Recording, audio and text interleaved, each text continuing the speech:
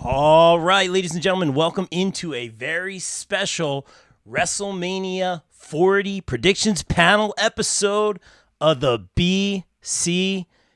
Guys, thank you for tuning in. Share the stream. Let us know who you got. Guys, it's finally here. It's WrestleMania season. Thank you for tuning in. And guys, I got to throw it first to, of course, our BCP Hall of Famer himself, lay editor-in-chief of the popbreak.com. I expect some singing here. Hashtag Dad Instincts, Mr. Bill Bodkin. What's up, Bill? How are you? Welcome in. Oh, whoa, it's Dwayne Mania. Oh, Whoa. It's all about Dwayne. Hey, guys. It's the one time of year I come on and talk about WWE. It's going to be a lot of fun. Rob is already regretting giving the pre-show. He's already regretting having me on. So this is going to be great. I've about averaged 2 hours of sleep today, had a lot of caffeine, and I'm ready to talk about World Wrestling Entertainment. It's going to be great. it's gonna be good. You're in rare form, Bill. You know what? First of all, speaking of The Rock, you wrote a little something on the popbreak.com, man. Interesting take. I agreed with some things. Some things I disagreed with, but put it over. Get your promo. So what you're gonna disagree with, I'm still right on. I'm just gonna call that out right now. I don't know. Yeah, so go check out my first off, the Pop Break is doing a lot of stuff on WrestleMania week, whether it's WWE or affiliated otherwise with other wrestling promotions. I did an editorial about why WrestleMania is between the rock and a hard place because the WWE has made the age-old mistake, in my opinion, of making everything about a part-time wrestler who is going to be going away as soon as WrestleMania is over. But also, I have to put out over Rob. I hate to take over intros and guest introductions, but a person doing a lot for the popbreak.com this week on wrestling just covered the biggest Raw of all time at the Barclays Center, potentially interviewing someone who's going to be on a Ring of Honor show this week, is going to be doing two prediction columns with me on Ring of Honor and NXT and WrestleMania. So that's No, three. you're not doing NXT. I'm doing NXT. So it's Kimmy. It's Kimmy Sokol, who's doing like 16 pieces. She just was part of a WrestleCon thing that we did. It was like a preview and an insider's look on how conventions actually work. It was a really cool piece. So check it out. So lots of stuff Kimmy centric on the popbreak.com. It's Kimmy week, essentially, is what it is. It's her world. We're just living in it on the popbreak.com. And she's done a great job with it. Kimmy, hey, buddy, welcome to the BCP, a podcast you've been on once or twice. Hi. Thanks. Kimmy, what do you got me, for Bill. us? Yeah, and thank you, Bill. What do you got for us? Get your shameless promo in too. We'll do it now. Right now, I'm trying to write my NXT preview as we're doing this right now. Which Bill is also looking at the same time. So great multitask. He's not. I'm not. As your editor, it'll be like 1 o'clock in the morning. Don't worry, it's fine. Yeah, WrestleCon's this week, so I'll be serious for 0.5 seconds with this. So I have to shout out High Spots and WrestleCon because this is the 11th WrestleCon of all time. I was able to help with a couple behind the scenes things that are happening, and I was very excited to do that.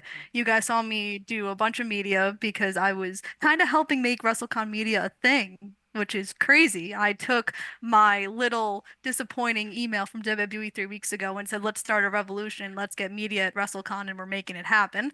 And yeah, so High Spots literally has been bothering me for the past week and a half, and that's been wonderful. But they're going to put on a killer event.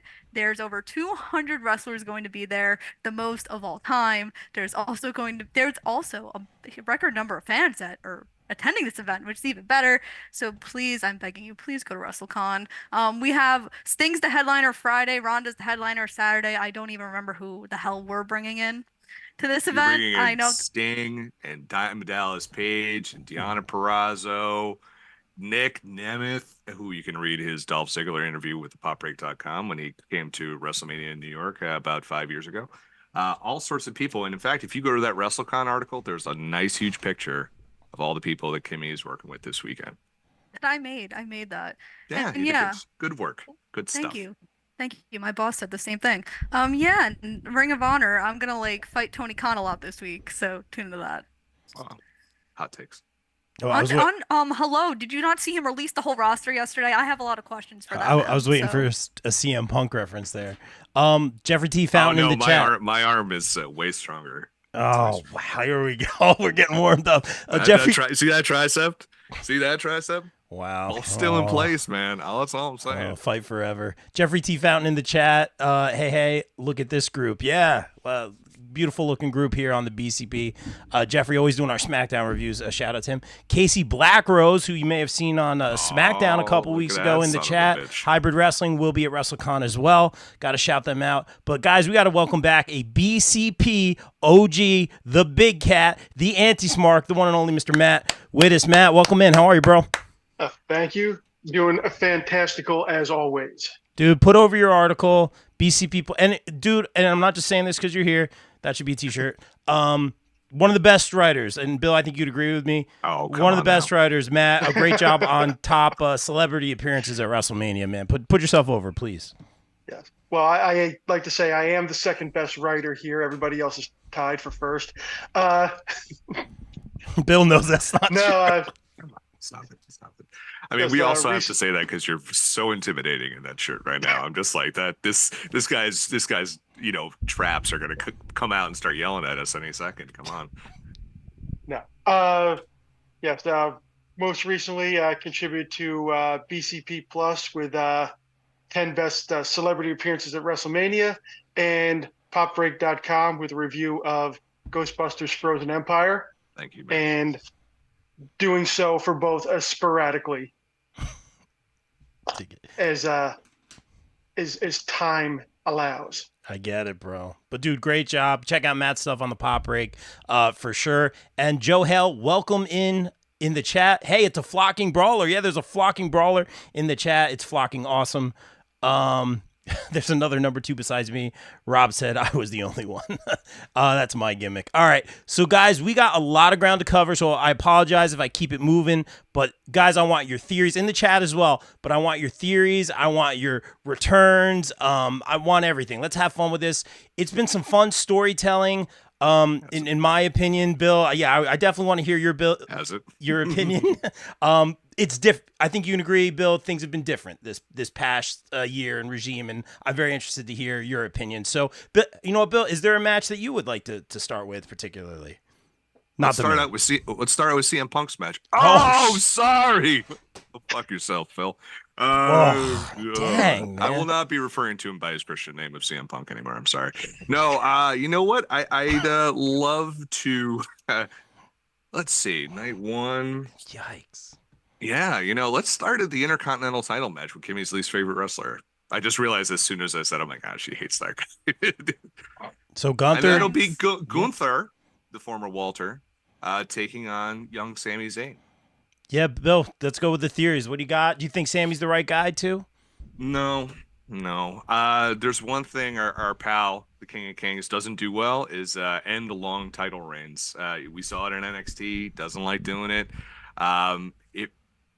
It really depends. Like Gunther is the most credible guy to go after Cody Rhodes. I think to be a credible threat, maybe outside of Jimmy Uso.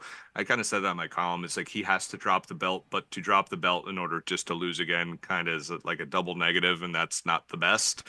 But if we're going to do this thing where The Rock is going to leave, Roman's obviously going to leave, you need that, like what last year with Brock Lesnar was to Cody. You need that big presence who can beat him, and I think that's Gunther. But I also don't think they take the IC title off of him. I think people want to see Chad Gable win that title and not Sami Zayn.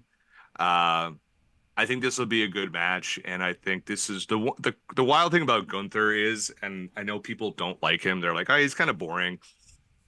Is that in today's WWE, it's just about responding to the theme song and the chants and the finish and the taunts, and that's it.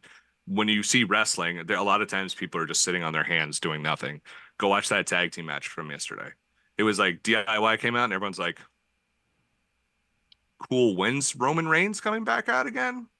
And but when Gunther comes out and chops someone's soul out of their body, people pay attention. And he transcends what WWE, what is putting asses in seats and making millions of dollars for WWE. He's a wrestler's wrestler, and I don't think Sami Zayn's the guy to take it off of him. Yeah, I mean, I'm not going to go too far into this. I totally agree with you, Bill, in terms of Gunther not ending the title reign here. Sammy, as I said on many podcasts, the unsung hero of the long-term storytelling. He changed everything when he won that Money in the Bank, say, hey, I'm going to protect Roman. That long-term storyline with the bloodline. Sammy had a lot to do with that. He does not get enough credit for that. He deserves a main event or a main match here at WrestleMania. This is a good spot for him. It just to me, doesn't feel organic. And I could see Sammy getting that moment. He certainly deserves it. Again, the unsung hero in my mind. But obviously, I think we all know this wasn't the original plan for Gunther as far as I'm concerned. And I think also for that reason, Gunther does retain. I do want to welcome in Amanda Lorian in the chat. Amanda Rivas saying, hi, friends. Thank you for tuning in. And Bill, you know she's going with her boy Gunther on this one for sure. Mike Mueller, BCP Plus contributor, covering the UFL. Great job by Mike. Gunther can keep the IC title and still go after Cody. A la Warrior versus Hogan. Very interesting. Amanda, Gunther is legit amazing, and I like Sammy, but he's not the one. Yeah, I feel the same. Matt, what do you got on this? He's fallen so far from where he was a year ago. Yeah. Like I said, the idea of Sami Zayn being Intercontinental Champion sounds right. Him beating Gunther right now, not so much. That's really what it comes down to. Gunther's been holding it for a long time. Is this the time and place for him to drop it? Not really. And if it is, it's certainly something with a little more build. And say they've done a decent job. The little back and forth with Chad Gable and Sami Zayn with the, hey, you know what? My kids want me to be a champion too. I'm out here trying to win too. Kind of addressing that little fan controversy. But yeah, Gunther's got a ways to go with this. And like Bill said, if you're going to end a lengthy title reign, you got to do something with it. And I don't think they've done it yet. Gunther retains. Yeah, very, very well said, man. And some great points there. In the chat, I do want to welcome in Miguel, our good friend. I think I'll see you over at Mania, some of the surrounding events. He picks Gunther, but he also says, fun fact, El Generico beat Walter before for a title too. Kimmy, what do you got on this? Oh, that was really bad too. Jesus Christ. So there's one thing that you all are forgetting. There's this event in the summer. It's called Bash of Berlin, right? And I think that Gunther would want to win the title in Berlin.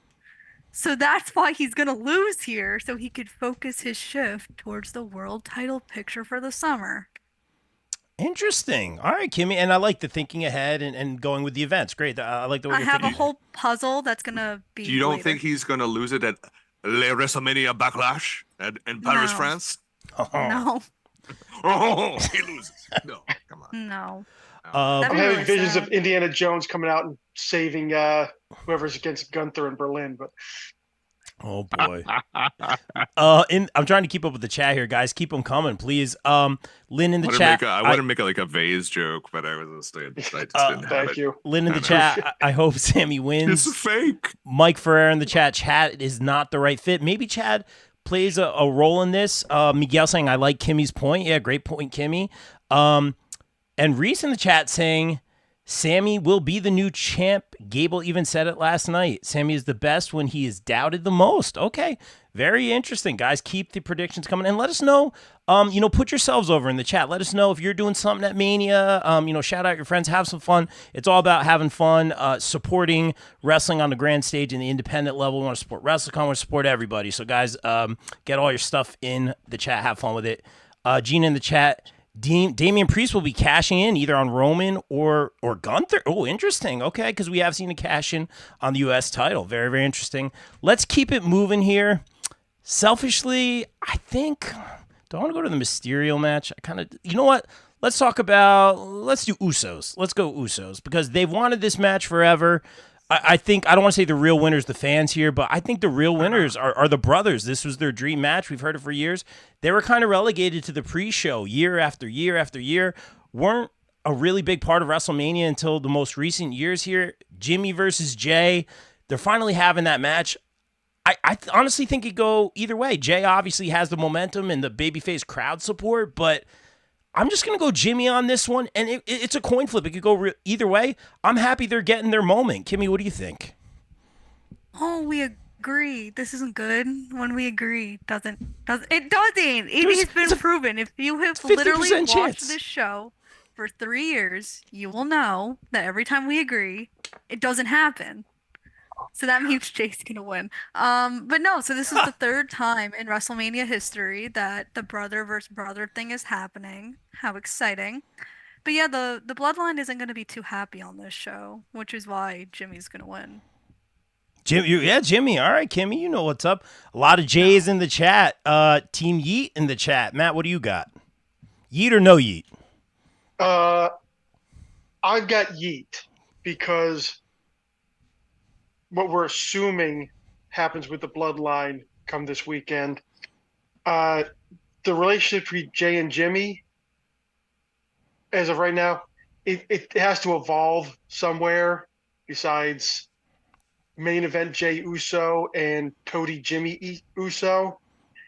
And for that to happen, either Jimmy is going to Roman's Cody is going to beat a main event Jey Uso, or Jay beats Jimmy. It's like the end of that movie Warrior, and it's like, I love you. Somebody's, Jimmy's got a break, and he's kind of had this, goofy, delusional bad guy thing going, and this is where he breaks, and his brother's going to break him.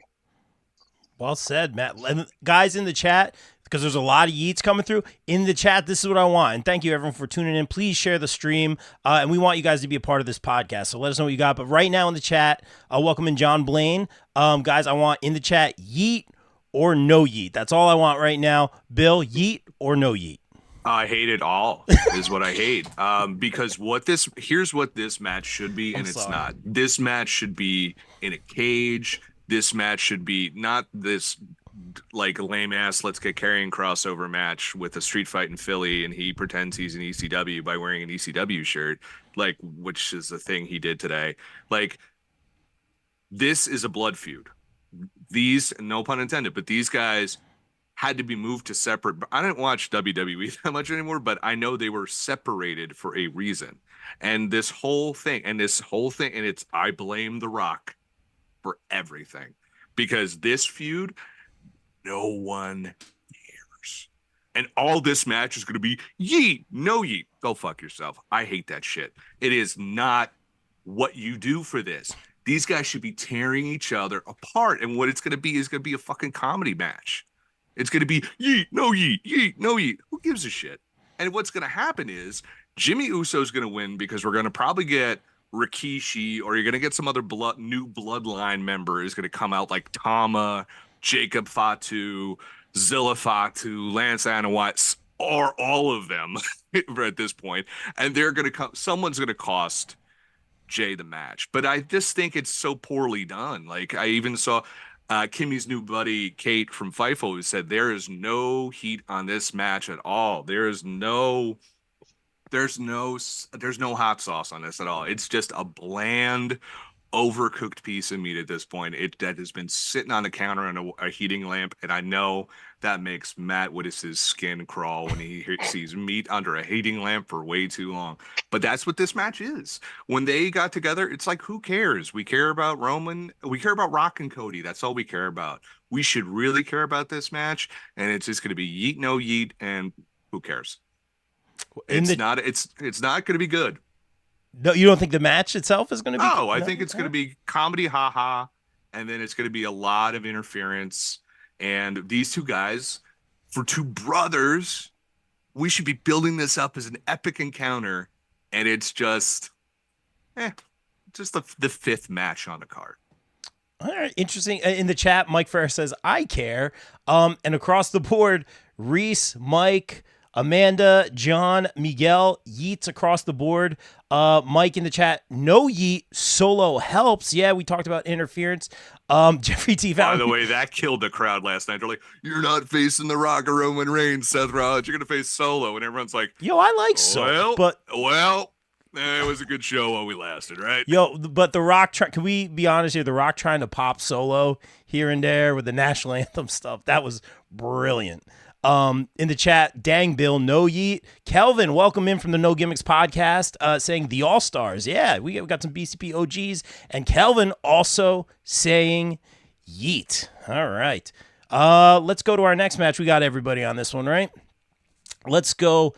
Matt, let's go your guy, LA Knight versus AJ Styles. Guys in the chat, let us know who you got. Matt, I always throw it to you first with LA Knight, formerly Eli Drake. That's your guy. You saw all the potential in the world for him.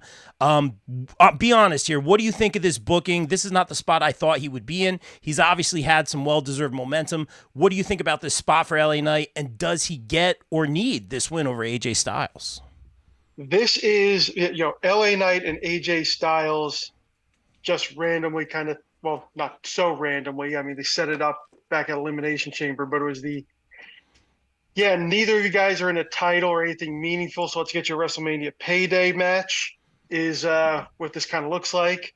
And the fact that you have AJ Styles and LA Knight right now, and you really have nothing better for them to do is a little sad.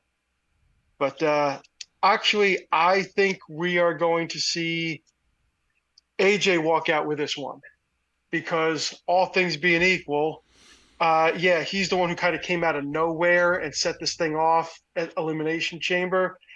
But for the last couple of weeks, LA Knight has been sneaking him out of the crowd, disguised himself as security guard, all these classic Steve Austin tropes. And AJ has not done jack nor shit to make up for it. I think maybe they give AJ some of his heat back. LA Knight's still going to sell those T-shirts, whether he loses to AJ or not. So I think they're just going to hedge their bets. They're going to split the difference on this one and maybe not go over clean, but give it to AJ. Give it to AJ. Okay, interesting. I think no matter what, I definitely think former TNA champions winning this one. You can quote me on that. Nice. I'm a stats guy. I like it. Kelvin in the chat saying, show stealing potential. LA needs this win. Amanda saying LA Knight needs this win as well. So I say he wins. It's going to be a solid match, though. Yeah, this is going to be I think solid's the word. I think it's going to be a really good match. I could really see this one going either way, too, but I'm going to agree with you, Matt. I think AJ Styles gets this one here. LA Knight had that jetpack, but we need the emotional investment, in my opinion, just a little bit more. Oh, wait, does he have to suffer more? I am not. I chose my words. Oh, man, because heavens to Murgatroyd. Why? Yes. Worth it. Just for the impression. I'm going to say AJ Styles win here because I want to see that climb a little bit more for LA Knight instead of the jetpack that he's had. Very deservedly so. A great merch seller. Love that the crowd are invested in him. Just me personally, I want to connect a little bit more. I think I like him better as a heel. That's a whole nother story. Kimmy, what do you got? This should not be the match. He should be wrestling Logan Paul for the U.S. title. We thought that a year ago. Yeah. I would agree with that. I don't know why. Oh, thank you. I don't know why this is happening, but whatever. LA Knight's gonna win. He can't lose here. Like, he lost at the Rumble. Like, you know how you talked about how, like, he was all the way up here and he's going down, down, down. Like, if he loses here, he's gonna keep going down. So he has to win. Mueller in the chat going LA Knight gets the win. Still thinks he's headed toward a U.S. title run. Yeah, I think that too. And Kimmy just said, we thought this was going to be the match here. Nothing wrong with that though. This is going to be a great match. Bill, your thoughts? This is a kind of throwaway match to me. LA Knight, man, that rocket pack everyone talks about ran out of gas the moment he wrestled Roman Reigns in Saudi. They just pulled all the gas out, and then when what's LA Knight's gimmick? He impersonates The Rock essentially. Then The Rock showed up, and do we really think about LA Knight that much anymore? The answer is no. So he has to win here. he has to regain that momentum because he is an entertaining guy. People like him, and The Rock is going away, so he can start getting he can start that climb again, as you said. No reason he can't be in this U.S. title match, by the way. I don't understand that at all. But I think LA Knight wins here. It'll be an all right match, but it's not one we're going to think of. In a year from now, we're all going to be like, oh, shit, that match happened? Oh, all right. That's cool. Yeah, and guys in the chat, if you think LA Knight's going to win, you already know what to say. So let us know in the chat what you think. We got everyone on the panel, I believe, for this one. So let's go to our next match. I'm excited for this one. I'm excited to see what you guys have for this one. A 6-pack ladder match, totally not reading this, for the undisputed WWE Tag Team Championships, DIY, The Judgment Day, The New Day, The Awesome Truth, Grayson Waller, and Austin Theory. And then what's the name of Pete Dunne and well, they're called Catch Republic. Catch Republic. And yes. Austin Theory and what's his nuts are A-Town Down Under. Is that the name of their team? Which I have to A-Town say, Down I don't hate it. the only thing I've ever liked about Austin Theory. There it is, right there. Well, he was good in the way. I have to say that he was funny in that. You could take it away, Bill, please. Yeah, sure. Because all of a sudden what's gonna happen? Well, so there is a stipulation to this. The titles can be separated.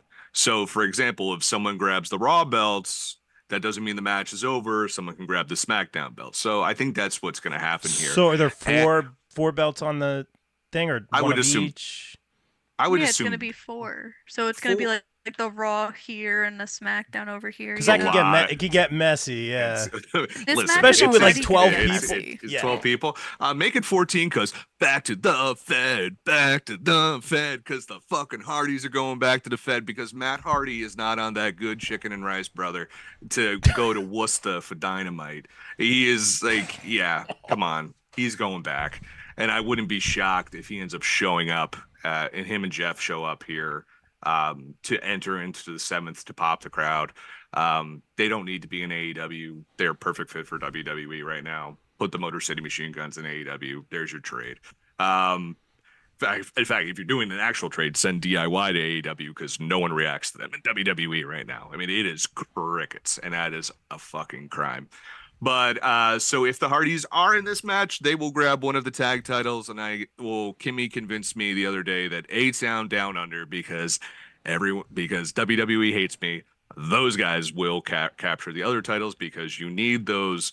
People hate them. So you want to get heat on it. And the Hardys, nostalgia pop right there. That's why I say is going to get that. I'm reading the comments as you say that, Bill. If you guys can clarify in the if someone can look it up for me, what this thing with the titles are, because now people are saying there can be multiple winners to this match. I don't think No, that it's is. only two teams can win. 2 teams can win. They So said that it's, yesterday So it's not like if Tommaso Ciampa grabbed a Raw title and Xavier Woods grabs a Raw title, they're the tag team champions. That's Vince Russo. Right. That's 1999. We're not doing that anymore. This is not the Battle Royal where it's like D'Lo Brown and Test going against the tag champions. So explain this.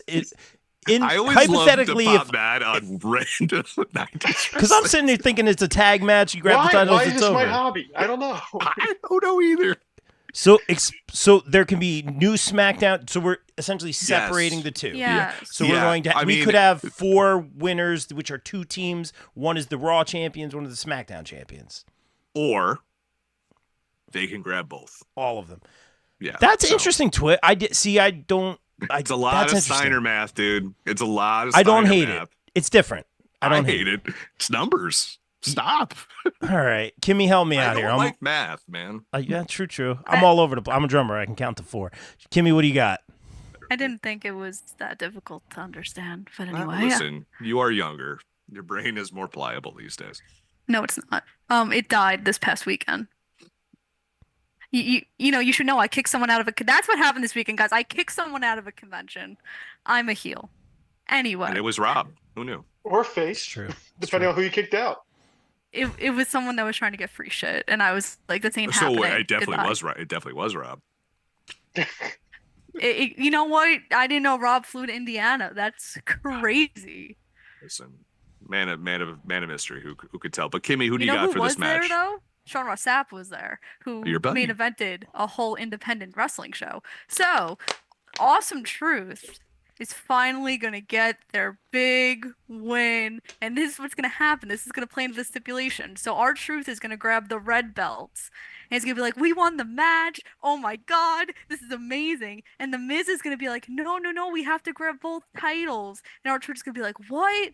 No, it's over. And then that is when Grayson Waller is going to climb up a ladder and grab the blue ones in the midst of all this happening. So you'll have A-Town Down Under, your SmackDown Tag Team Champions, and Awesome Truth as your Raw Tag Team Champions. Oh, very interesting. Okay. And in the chat, and Kelvin's kind of saying, do we have clarification that both titles go with one team?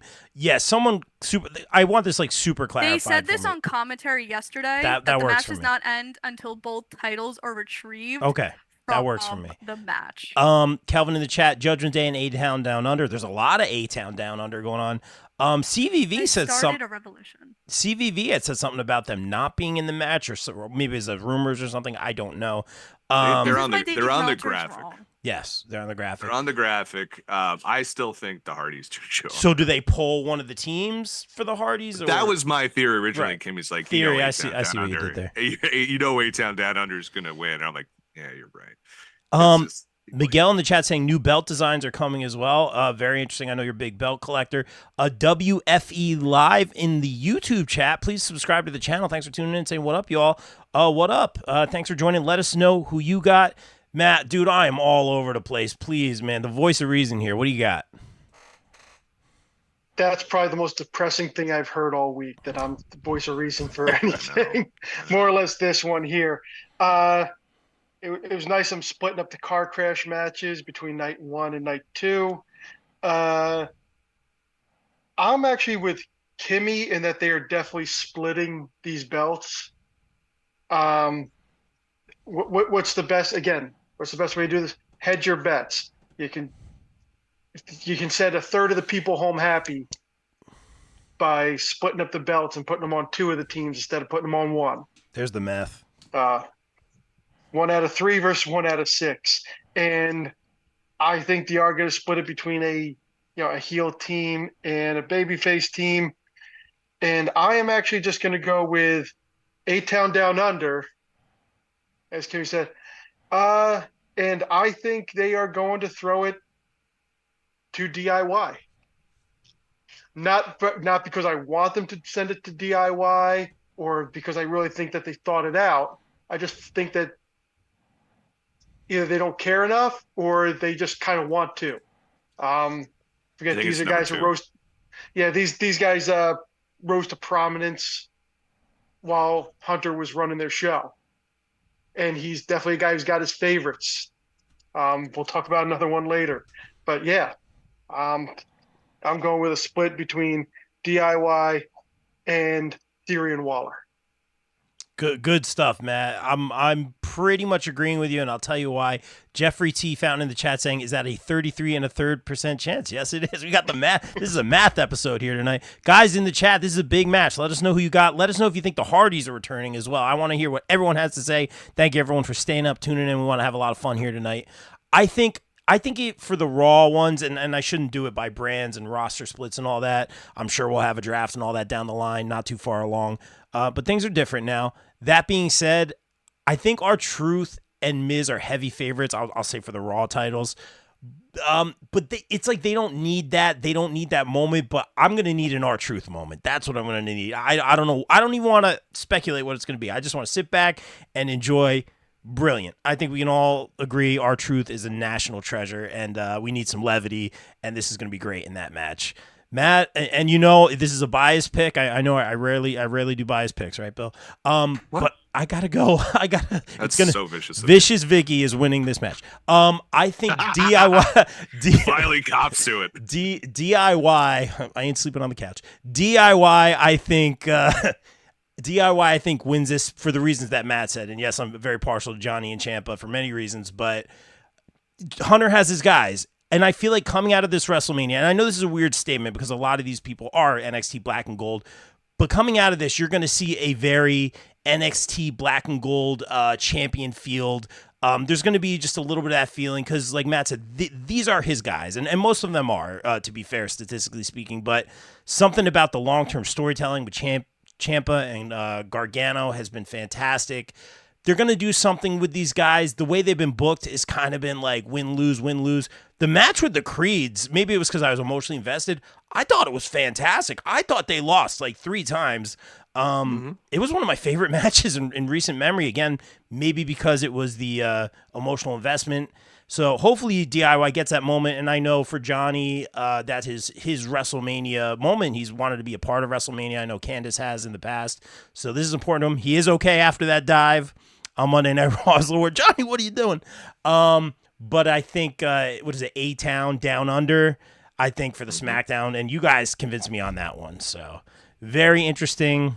Miguel saying rtruth pushes Damian off the ladder. Yeah, for sure. All right, interesting. So no one has Judgment Day retaining. Very interesting here. I wonder why. All right, you guys want to go Rhea Becky? Should we get into that? Let's do Rhea. Let's do tall versus short. Let's go. Let's do Rhea. Shout out Becky, the new book. I haven't read it. I heard it's fantastic, and I don't read a lot of books, but I'll like read my people Travis Barker's book, stuff like that. So I'll check that out for sure. It's gonna be great. I know a lot of people met Becky these past couple of weeks. She's probably one of the nicest people that you'll ever meet in wrestling. So support Becky. And also support Rhea, because this is going to be a great match. I don't know if you guys saw on Ariel Helwani's show, the MMA Hour. Becky jumped Rhea. We saw some familiar faces on Raw doing security. Shout out Joey Ace and the like. Goldie last night. They got beat up a little bit doing their job, but I got to shout out the indie guys always. But Rhea versus Becky, it was inevitable. It was in front of us. They said months ago, hey, I'll see you at WrestleMania. This was before the Rumble. It had to happen, but Matt, does Mommy stay on top? Jesus. What a statement. Well, there's a little bit. There's a rumor going around that Becky's got about 2 months left on her current contract. There's no rumor. She actually said it. All right. So the question is whether, if she's re-signing, which she probably is she going to re-sign and then immediately take a break? I don't see people loving that idea. People generally don't sign people to go let them sit at home, or not since the 90s at least. So, see, and now I just popped Bill back. I was really thinking Rhea this whole time, but I've kind of psyched myself out, and I'm going with Becky. Really? So okay. Becky, it's been a Roman-esque year here for Rhea. She's on TV a lot, but she's not having a lot of matches. And I think, which is kind of a shame because she puts on good ones. I think she's going to get a good one out of Becky, or Becky's going to get a good one out of her. And she's going to take I think Judgment Day might be taking a little break, maybe not breaking up, but they might all take a little time off after WrestleMania. Let one of these other faction or groups kind of step into their place for a little bit. Then they can come back and take their place back. Okay. Judgment Day, live, laugh, love. Guys in the chat, I want the man or mommy. Let me know who you guys got on this one and let us know why. Matt, I'm going to piggyback off what you said, but I'm going to go the other way. I think Rhea does have that Roman-esque run in her. The varied title defenses, the dominant performances. Hell of a wrestler. She's a great person for multiple people, which is amazing to hear. That being said, I think she does beat Becky here, and this one could go either way. This is hard for me to pick.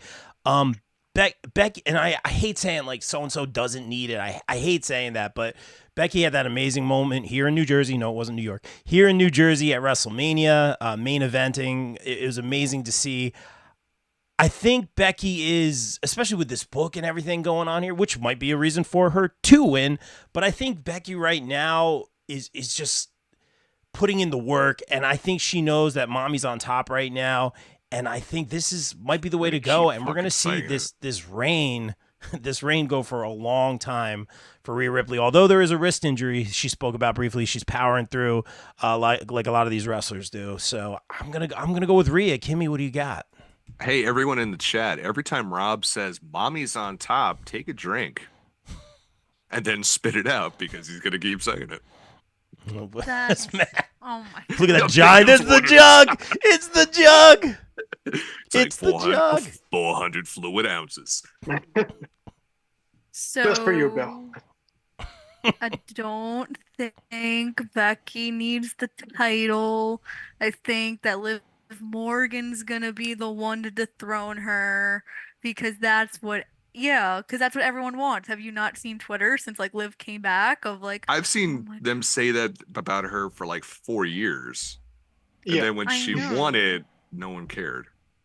I mean, this is a WWE crowd we're talking about. No one cares about anything anymore unless your name That's is Dwayne, Roman, or Bianca. No one cares about you, and it that's is a very it's fact. very nihilistic. I don't know what that word means, but we're gonna keep going so I Bill just can't yell at me for it. no, So, I just wanted to say to the pop man. oh, that was a really big word. That was like a lot of letters. So Rhea's gonna retain because Becky doesn't need the title right now, and her book tour is like over. Like it only lasted like a week. Her makeup person posted today that was like the last stop. So All right. A lot of Becky's in the chat. Almost, I think it's all Becky's in the chat. Re-saying the man, new book, new champ. Bill, what do you got? I'm gonna go with Becky as well. Here's why, because I think Judgment Day is gonna fall apart. And I think someone is gonna accidentally cost or distract mommy here. Because mommy can't be on top forever, can she? Or can she? Just because, Rob, this is how you've been saying it, and my mind has been exploding. Because I think they're going to break up. I think Judgment Day is going to lose across the board. We've already seen the tease with Dominic, with Santos. Finn Balor's contract is up. Who knows if he's going to be re-signed or re-signed? They're going to go for a dominant push with I always want to call him Punishment Martinez, but Damian Priest. So I think they're going to break up for a while. Maybe they do reform, but I do think Rhea needs the time off, and I think Becky's going to be a transitional champion. I think someone's gonna come and beat her real quick.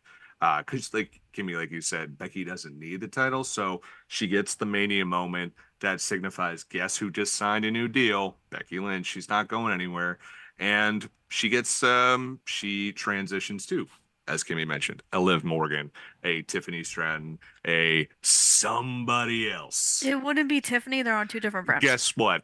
What? It's fucking Tiffy time, guys. If you thought T-Bar Mania was running wild, brother, I'm telling you, it's fucking Tiffy time, brother. I've been saying it for years. Tiffy time, guys. Wait, so hit that's it with the T, man. so that's so this is Tiffy time now. It's no longer Tiffy time now. Sorry, T-Bar's dead. T-Bar doesn't Dead. exist I don't know what anymore. happened to him. Him and El Generico died at an orphanage in Mexico. It's fucking Tiffy time, guys. Let's go. And she does not have a match as of now. There's so No. many women who don't. For sure. For What sure. a shock. Mike Mueller in the chat saying Liv had her chance on top and she choked. I think Liv did a solid job. It wasn't my favorite champion, but Jersey's She own. did the job eventually. Oh boy. Yeah, Rob's like, she wasn't the worst. If your voice could go any higher, you'd be Mickey Mouse. You'd be like, That's fair. That's Liv fair. Morgan was swell. That's oh boy. That was great. Let's talk. Harsh. Let's talk. This one's going to be good. This is going to be a clinic. I don't know if you guys feel the same way. Hold on. Rob. I see. Rob, Now- I think you. So, Go guys, ahead. it's Go ahead, WrestleMania, Kim. and I had to bring a special guest with me because why wouldn't I? It's not a wrestler. It is my wonderful friend who can't even hear this wonderful introduction I'm going to give her. It is the one and only. It is my bestie pal, Ella J. Ella, welcome in, Ella. How are you? Thank you for coming on. How are you? Yeah. I'm good. How are you guys? Better now. Good to see you. Great. I've been listening to some of your stuff. I apologize for that. As I was finishing. Yeah. Bill had some wild things, but It ain't fucking over yet. I know. It ain't over yet. But I it is. know. But can you agree with me that it is Tiffy time is coming this year? It's gonna Yeah, work for with the TF I can this year? absolutely agree with that. Yes. That's what I'm saying. I'm calling it now. Ella, real quick, and Ella, seriously, like, thank you for like all the help you've given us, and like, thank you for coming on. Because like a lot of times with like the journalism stuff, like people don't like people on the come up, and I feel like everyone's just been very supportive, and that includes you. I want to shout you out. Shout out what you got going on, your platforms, all that good stuff. It is Mania week. I will not be there. But What? I will not be there. It was not on the cards for me financially, unfortunately, which is why though I'm doing multiple prediction shows, so I can Okay. still be a part of it. Love it. While I'm also still working the next 2 weeks. So it's gonna be crazy, crazy time. But I'm happy to be here. I'm glad you're here, Well, Ella. And welcome. you know what? Let's throw it to you because I'm very excited for this match. I was just introducing it. I think it's going to be a clinic. Naomi, Bianca Belair, Jade Cargill versus Damage Control. A lot of great, strong competitors in this one. Ella, what do you think of this match and who's winning this one? For me, this is before you guys were talking about the match I was the most unsure of. That's Rhea and Becky. This is the match I'm the most sure about because I don't see, and as much as I love Asuka, Kyrie, and Dakota, they're not going to snap Bianca Belair's undefeated streak right now. They're gonna want Jade to look as strong as ever, especially in only her second WWE match, unless she has a last minute one on SmackDown. But it is her first WrestleMania. I think they're gonna want to book her strong. Which unfortunately means another L for Asuka at WrestleMania. So that's the only downside to this. I do think it's going to be a banger of a match. Coda can sell the heck out of anybody. So if there's anybody who can make Jade look good, it's going to be Dakota Kai. Very, very well said. And while we got you, Ella, Becky or Rhea? I have Rhea. However, like I said, that is the one I am the most unsure of. I can see it absolutely going either way, but I think right now I have Rhea retaining right now, and I think she might go another year, and it might be Bianca who unseats her, not Becky. It doesn't necessarily have to be at Mania, but I think at this point, Bianca Belair seems like the only person to me who can dethrone her. But there is a case for it to be Becky. But for right now, I have Rhea retaining. Okay, and I agree with what you said right there. Reese in the chat saying Rob went full Bruno Mars. Yeah, I wish, man, and I wish I could sing. I can just drum. That's it. Miguel in the chat And saying be millions of dollars in gambling debt. That's awesome. Good for Whoa. you, Rob. I hope that for you so hard. Miguel in the chat saying Jade and Bianca and Naomi. Matt, help me out on this one. Who do you got? I've got I've got Bianca, Jade, and Naomi as well for a lot of the reasons that Ella brought up. It's Jade's, kind of she's had a match already, but this is her big, premium live event sort of coming out party. Bianca, they're really doing a lot with her. Naomi, I mean, she's kind of really the veteran in this match. All respect to Asuka, Naomi's worked for the company a lot longer, done a lot more of these types of matches, feeling she's going to be directing traffic out there a lot. And yeah, those are three names that kind of haven't had a nod yet or in a while on this kind of a stage. So, and like I said, Damage Control is kind of getting theirs that night, kind of like Judgment Day has. Yeah, just makes sense to me. But become alt control delete, like I always say. Well, we'll see what happens with them. In the chat, can't wait for Jade's entrance. Yeah, that entrance was phenomenal. Miguel also saying who gets the pin, Jade or Bianca. I'm just going to agree with you guys. I'm going to make it short, sweet before I throw it to Bill. This team is awesome. It's like all my favorites on a team. It's going to be really, really great. I think this match, just the in-ring work and the work rate and all that stuff, I think it's going to be a clinic. I'm very excited for this one. I want to see Jade and Bianca go at it. I want to see all these like singles matches come out of this one too. I'm very excited for this one, but I got to go with this like super team. Bill, what do you think of this one? Yeah, the super team is going to win here and it's going to be, Naomi's the Ricky Morton. She's going to get beat up a lot. They're going to try and neutralize Bianca, and then Jade's going to come in, pump kick. Someone's in the corner, crossfade, stinger splashed, Jaded, looks back, wins, looks like $1 billion, and she'll pin Dakota for the win. Dang, man, book it. I mean, that sounds fair. Kimmy, your thoughts on this one? Is Jade actually worth her really big WWE contract? This match is certainly going to prove that, because if she doesn't deliver, then there's going to be a lot of unhappy people in that company. But yeah, Jade has to win here. I mean, that'd be pretty dumb if she had like that one match on SmackDown that she got to the biggest show of them all and lost. I think Jade's gonna show out. Like I have no doubt here. She looks Hopefully, like WWE would love if that happened. I think all the fans would love it, and a lot of Jade gets the pin in the chat. And I don't know if you guys have heard this one. Maybe I'm not up to date on what you kids are saying these days. The stormiest glow, is that the name, or is that just an internet thing? I haven't heard that. I'm here for it. I think someone made that up and just posted it in the chat. I think it's brilliant. Very put it on possible. t-shirt. Put it on t-shirt. I love it. Let's talk about this one. I'm very excited. Bill, you already know. Mysterio and Dragon Lee, cool teaming versus Santos Escobar and Dirty Dom Mysterio. So we're not running back the Ray versus Dom thing. A little bit of a tag match. I think the team of Mysterio and Dragon Lee is really cool. We saw Mysterio at NXT in Bridgeport, Connecticut. What was it, Deadline?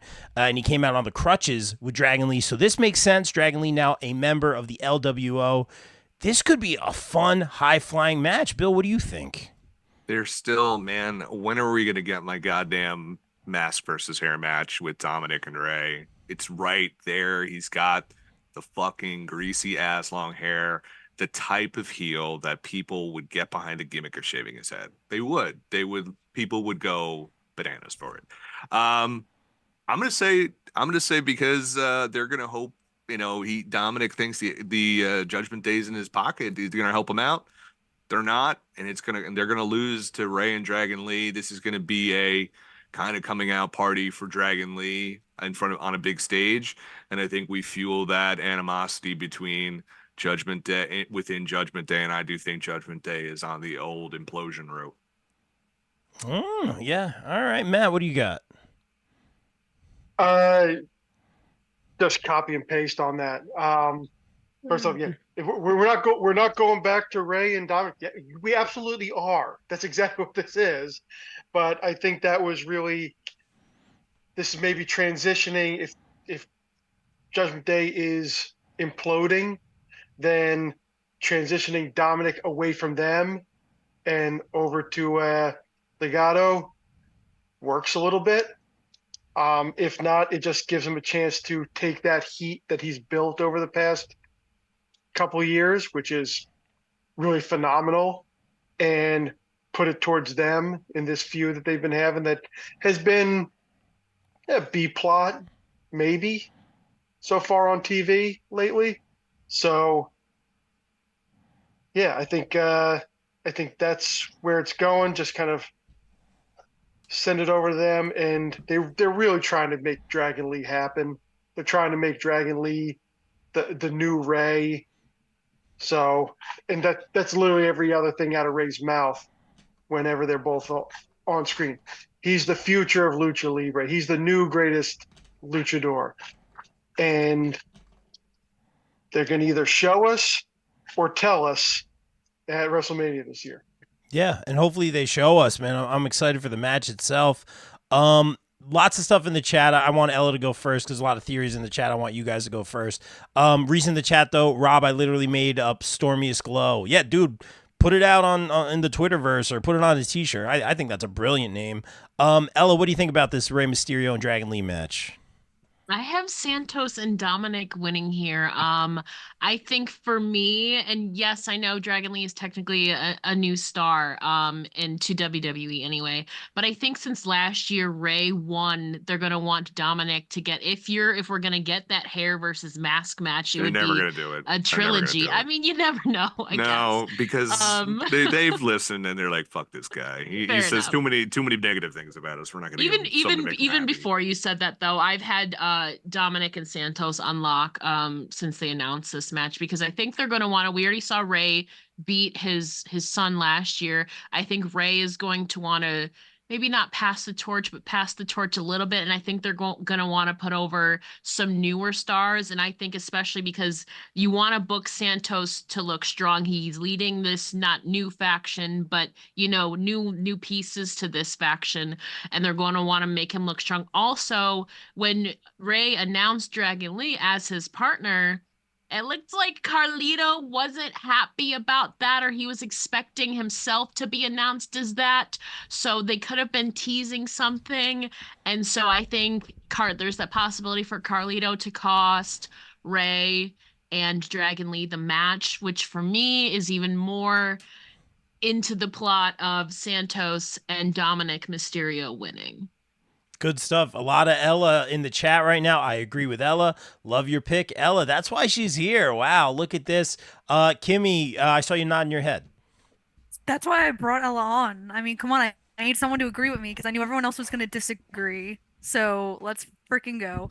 But yeah, okay, so first of all, I thought we were doing this whole 8-man tag team because everyone has like friends. And I thought everyone was going to get on the Mania card. But WWE was like, ha, psych right now. Not everyone's getting on the Mania card. There's already a 6-man tag, like street fight, and then the women's 6-man. I don't think they wanted like 3, like 8 or 6-mans. That's the only reasoning I can think of for not doing that here. I agree with you, but Ring of Honor tends to do that every single week. That's And they also like Ring to of break- Honor. They like to break my heart every single week. Wait for this scrum.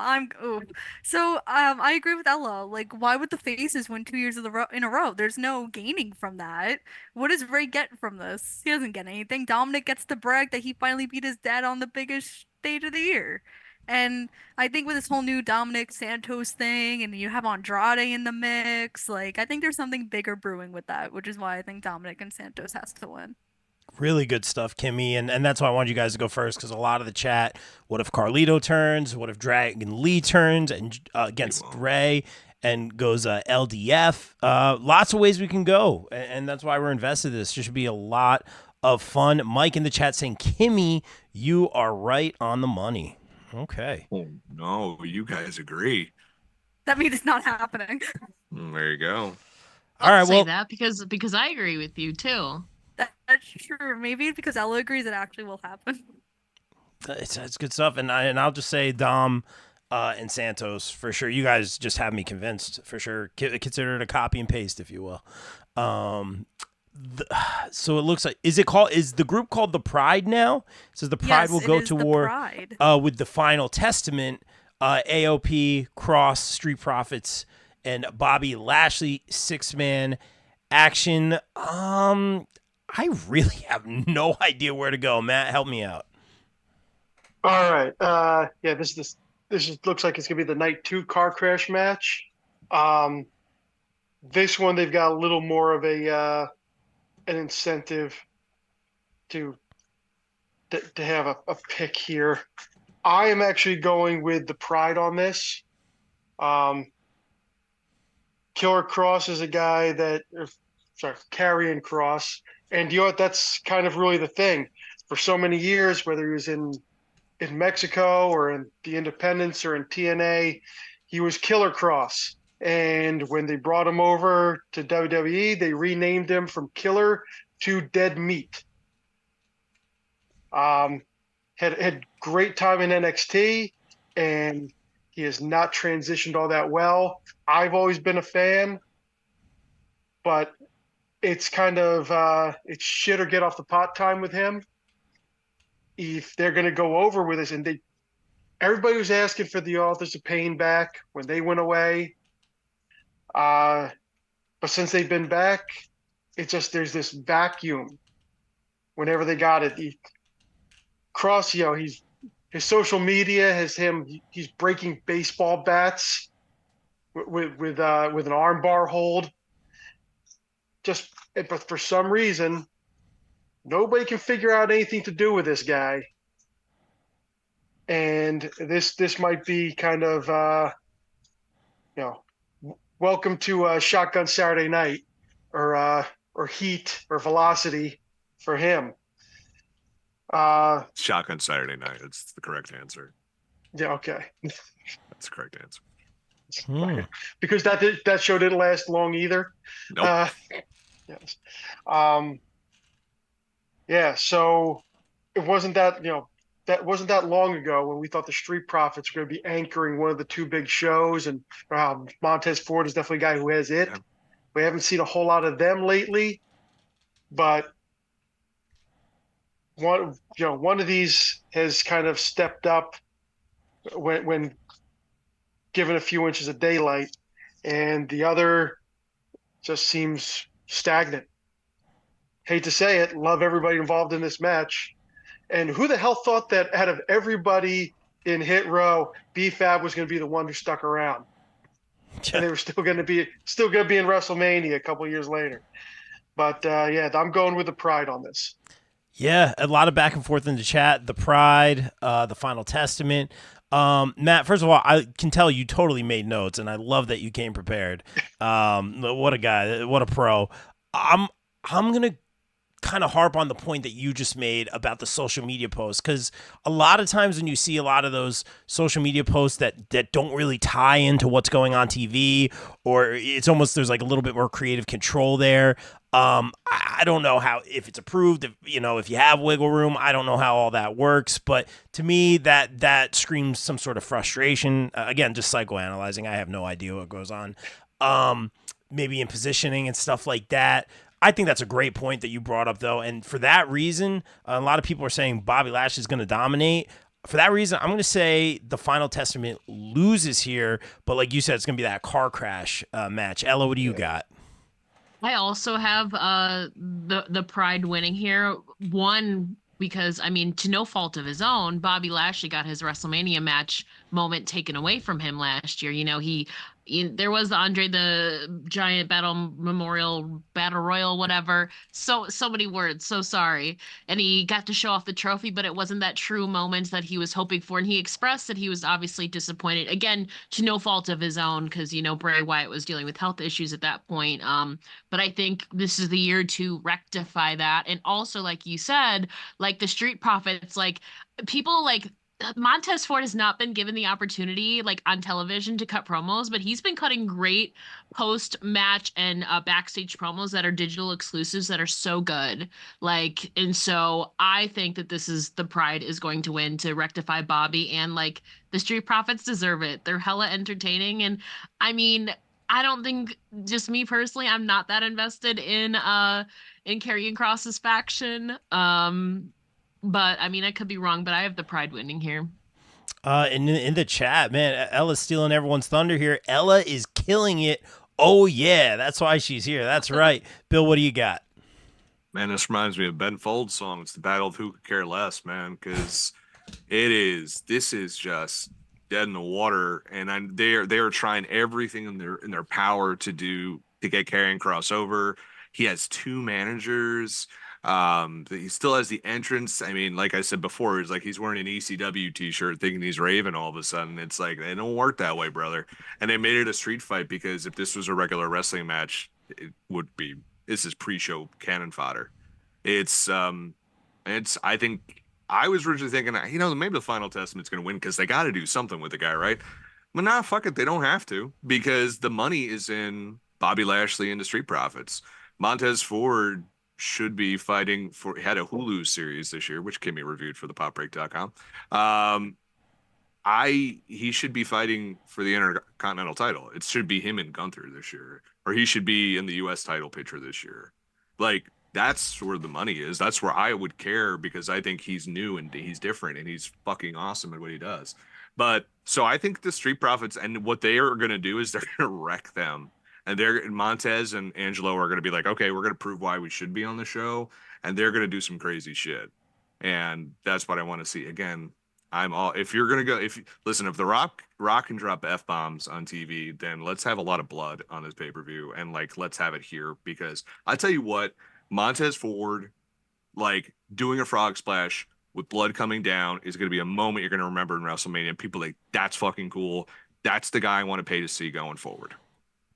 All right, Bill. Okay. Yeah, and they're definitely pushing the envelope a little bit more. It's interesting to see how they toe that line. Hey, for sure. Netflix is around the corner, guys. Yeah, Punk told us. Let's not talk about that's not use his Christian name. Here we go. So Reese in the chat, Profits and Lashley go full LOD, and Ahmed circa WrestleMania 13. They win maybe with some help from a former Eagle. Hey, they're at the link. All right, well, hold on. Let me clear something up. I bought a couple nice green blazers, and I want to make this clear. It is not for the Eagles, okay? I bleed blue. I got my blue blazer too, but just repping the color scheme a little bit. Green's my favorite color. It's my drum set color. So not brings out your eyes. What's that? Brings out your eyes. Thank you, Bill. Thank you. I appreciate that. You're a lovely man. Kimmy, help us out here. Who cares about this match. Wow. Nobody. Who Literally cares, nobody. she says. They're here to entertain you, Kimmy. And I'm very grateful. I am very grateful for that. But who cares? This feud has been going on for like 3 months and we don't have a solution. Like, what are we doing? A Like, I don't solution, I guess, care. is WrestleMania. See, that's kind of how I felt about the LA Knight AJ Styles match, but that's just me. But the Oh, we kind of agreed solution, with you. but the solution could have been on a SmackDown. Like, this could be like the SmackDown before Mania match, and you could put the Andre Giant Memorial Battle Royal They needed a in this Philadelphia spot. street fight, though, is the thing. I mean, did they? I gotta tell you, they could find two guys out in the parking lot who would put on a better match than this. Wow, guys. I'm Wow. halfway looking forward to this match because the Street Profits and Lashley are in it. And they should win, in my opinion. But we'll see. I mean, the Pride's gonna win, but again, who cares? I don't care. This is only a Philadelphia street fight for Scarlett and B-Fab to get involved. But you also could have just made this an 8-person tag and get everyone involved. I don't understand why we don't do booking things that make sense. But hey, wrestling Scarlett license hasn't up to me. wrestled in a long time, is the thing, too. And She BFAB, could take a I mean, bump. she only has, what, a handful of matches under her belt, right? If Yeah, you want that's to call to it no that, fault. with yeah. Natty every Yeah. week. And again, they could just take a bump. Like, bro, this Well, they is probably will stupid. take a bump. It's a street fight. They will take a Dude, don't bump. worry. Again, but if you're talking about taking bumps, plenty of things happen out in the parking lot in Philadelphia. Don't worry about it.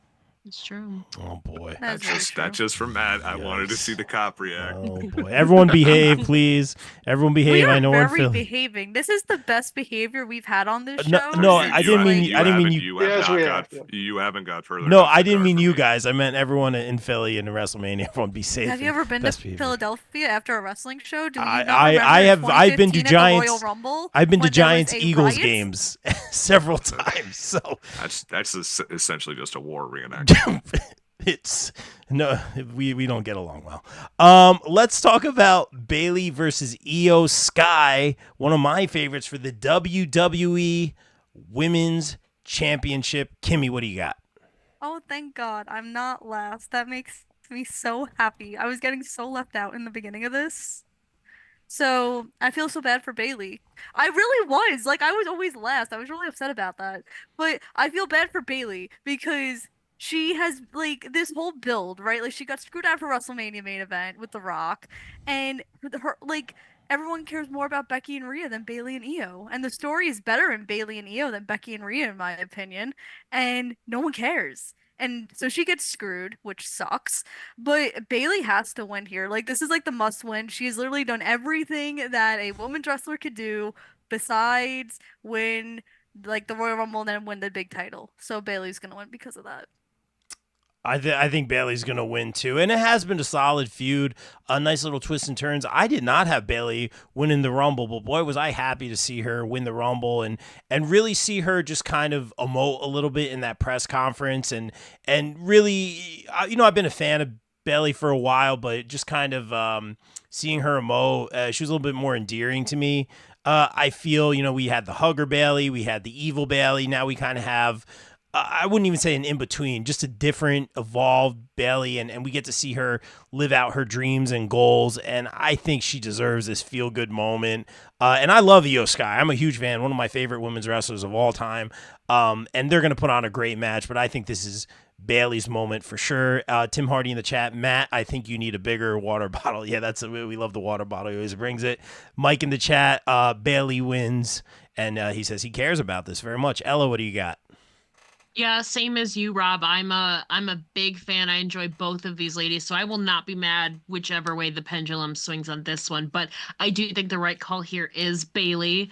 You know, again, this is her. She's came into WrestleMania as a champ and successfully defended it there, but she has not won a title at WrestleMania yet. So I think this would really be her big, you know, her actual WrestleMania moment, getting to win a title on the grand stage. And also, you know, she was the leader of Damage Control, but she was kind of in the background a little bit for a while because Coda and Io, you know, were tag team champs. And then she helped Io cash in Money in the Bank. So she's been been kind of taking a back seat to let her stablemates, get the glory and get some moments in there. And I think after all of that, I think this is now her time, the payoff for her to step into the spotlight again. Yeah, very, very well said. Bill. This is going to be the take everyone by surprise, steal the show match. These two are going to beat the living shit out of each other. They're not going to hold back, and I'm here for it. Bailey deserves to win. I think like Ella was saying, she's been in the background, but she's always been the fourth horsewoman. You know what I mean? Even when she was a heel, it's like, well, she's an effective heel, and Ding Dong Hello was fucking hilarious. But she wasn't on Sasha's level, right? She wasn't on Becky's level. She wasn't on Charlotte's level. But she really is. And I think a lot of people don't. We talk about that bullshit with an acknowledging Roman Reigns after he's been over as a heel for 3 years. No one acknowledges Bailey as good as she is. And I think this is the time she gets her flowers, and deservedly so. Beautifully said, Bill. I love it, man. A lot of Baileys in the chat. Reese checking in with the stats. I'm a stats guy. Bailey is 2-0 in singles championship matches. Is that at Mania or overall? She goes 3-0 against overall. Io. Oh, really? Interesting. Matt, your pick on this one, Bailey or Io Sky? Well, I want to clarify there. I don't know whether I've recently saw the stat that you're a stats guy. This is Bailey's first singles match at WrestleMania. Correct. I guess that's right. Here. Correct. Yeah. Yes, it's her first singles match at WrestleMania, and I'm thinking we're going a consensus on this because how do you not do with Bailey? Because I'm remembering the movie The Replacements when Gene Hackman tells Keanu Reeves, says, I see two guys, the guy you are and the guy you were supposed to be, and someday they're going to meet. And you can only rock the side ponytail so long, even though it was a great gimmick, Hugger Bailey. And, she was, the fourth horsewoman, but they could do a lot. Everybody loved her, sold a lot of T-shirts. They did that bit where she was the one who had Charlotte's number the whole time. Charlotte just beat everybody, and then little old Bailey comes in and takes the title off of her, and she had to grow out of it. So then we got, she chopped her hair off, she chopped down the Bailey buddies, the wacky waving inflatable tube men. Yeah. She brought in the Ding Dong Hello. I'm sure she had a blast with that. It was great. And this is not gimmick Bailey. This is going to be real deal Bailey. This is going to be probably who she is from here on out. And we're going to find out who she is at WrestleMania and in this next title run. And real quick before we go to the next match, good stuff. You got me thinking, Matt. Are we getting Paramore? Are we getting live performances? And are we getting any? We kind of talked about possibly the Hardys coming back. Are we getting something outside of these matches? I'm going to say, did you guys watch the Bray thing? We're going to have a moment for Bray Wyatt, maybe a callback to past characters, a cameo. There's definitely going to be a moment for Bray, I feel, in this. There's going to be some other things. I'm going to say at least one live band performance. I don't know if it's going to be Paramore. I got some ideas. You guys got any? I heard it was Downstate. They were teasing they were going to do it live, and let's hope it's better than when they did it in AEW, because that was bad. That was like BADD bad. Like, I'd rather have Michael Hayes perform right now than watch Downstate. First off, Bad Street USA was a fucking banger. Okay. Okay. I will say the Downstate did a pretty good job with Nick Nemeth's new theme. Yeah, I love Downstate. That was some hair metal friggin'. Brother, it's speaking my language. Yes. Yeah, there you go. Yeah, I love Downstate. But do you guys, and shout out Downstate, they're putting out some great music right now. And you guys got anything else? Like, I'm thinking maybe a moment for Bray, or any theories like outside of the matches, like who's singing the national anthem? You guys got anything, or Paramore coming, anything like that? I mean, there'll probably be some Philadelphia Eagle hopping in there. I'm not going. I'm not coming. Somebody take my ticket. Dudley, I assume the Dudleys are going to put someone through a table. Maybe. Yeah. Why not? I didn't know if it was sarcasm or yeah. No, okay. I mean, they're in Philly. Bully Ray is going to be there. So I mean, why wouldn't Devon be there? I think he's probably at WrestleCon or doing something. He's See? at WrestleCon, courtesy of big event. There you go. So it makes sense for the Dudleys to put someone who's annoying. They're going to put them through a table or something like that. Yeah. Pretty deadly. I literally Exactly. just thought that. Wow. Who, by the way, fucking love them, and they just don't use them enough. They're so They're getting warmed up for sure. Haven't seen them both back and healthy. Yes, absolutely. Pat McAfee probably has something with one of the Philadelphia Eagles, maybe. I don't know. Oh boy. Well, you mean Saquon because he ain't here no more. I digress. Yes, boy, in the chat. Mike Ferrer in the chat saying, "Great job, Matt." Yeah, that's why Matt's here. We like Matt a lot. Couple more matches, guys. Thank you for staying up late and joining us. 4 matches left, Rob. I'm getting yelled at already. I was just giving you a number. It's the raspy voice. Don't let it intimidate you, or maybe do let it intimidate you. I'm used to getting yelled at. Logan Paul, I'm gonna get yelled at here. Defends the U.S. title against Randy Orton. Totally not reading this. And Kevin Owens. Kimmy, I'm gonna let you go first because I got yelled at. Ella's gonna love my pick because we had a 20-minute conversation about this yesterday. I'm sticking with it. I don't care. It's got to be Orton because triple threat matches are made in wrestling to protect people. And, Kevin Owens, I didn't get pinned because they have nothing to do with me, so we could further this feud for months and months and months. So Paul's gonna go bye-bye. Orton. Wow. He's gonna take a break like he does you're not gonna see him till like Money in the Bank. He does this. He only comes out for the big shows. Okay. You new here? You didn't know this? Inmates are running the asylum. I'll put it that way. In the chat, three Logan Pauls in the chat right away. Interesting pick, Kimmy, with Randy Orton. I'll say this. I have Logan Paul as well. I think he's keeping it warm for LA Knight, although the next pay-per-views or SummerSlam is going to be in Cleveland, I should say, so that might play a factor in determining number one contenders or who has the title at that point in time. I'm going to say this. Guys, watch the Randy Orton biography. I had no interest in watching it. Vicky was watching it. Sat down, called a little bit up. Couldn't turn it off. Fantastic. Bill, I see you shaking your head. And I'll make it. If you watch that, I'll watch something that I don't want to. No, okay. Good. I don't. Worth good, a shot. Good. Yeah. No, that's cool. I'll say this: it is a wiser, more mature looking back at his previous self. He even said some of the things that you had literally said. I thought of you immediately. I'm not going to oversell here. I enjoyed it. That being said, Bill, do you think Logan Paul retains or does Randy Orton win? Okay. I think Logan Paul retains. And Kimmy's going to be like, why? You don't want to pick with me. Well, first off, if you've listened to this show for as long as you're saying, I don't pick Randy Orton. I just don't. And secondly, Ellie, you don't know this. I fucking can't stand Randy Orton. I think he's the most overrated wrestler in the history of professional wrestling. Bye. Ella has left the chat, guys. Bye. Yeah, I see all your posts. I miss Randy Orton. I always want to respond. Guess who doesn't? This fucking guy. Because Randy Orton doesn't need the belt. Randy Orton is just a guy who's there right now who is going to just be he is going to be a tried and true guy that they could always just put out there. He's going to get the reactions he always gets, and that's what they need from him. I think Logan Paul, if you really want to build up LA Knight, listen, WWE does not care about having if you think Ring of Honor is bad, just to make me annoyed. WWE doesn't care if the titles are on the shows. They don't. So you have the one working title, which is Seth Rollins. You have at least one women's title being defended. Okay, Rhea Ripley for the better part of years, at 5 to 10 matches on TV? Like Roman Reigns is going to be her 10th title defense since winning sometimes last math, year. I'm okay. Televised title defense. Sometimes I'm okay with math. Roman Reigns barely on TV. So listen.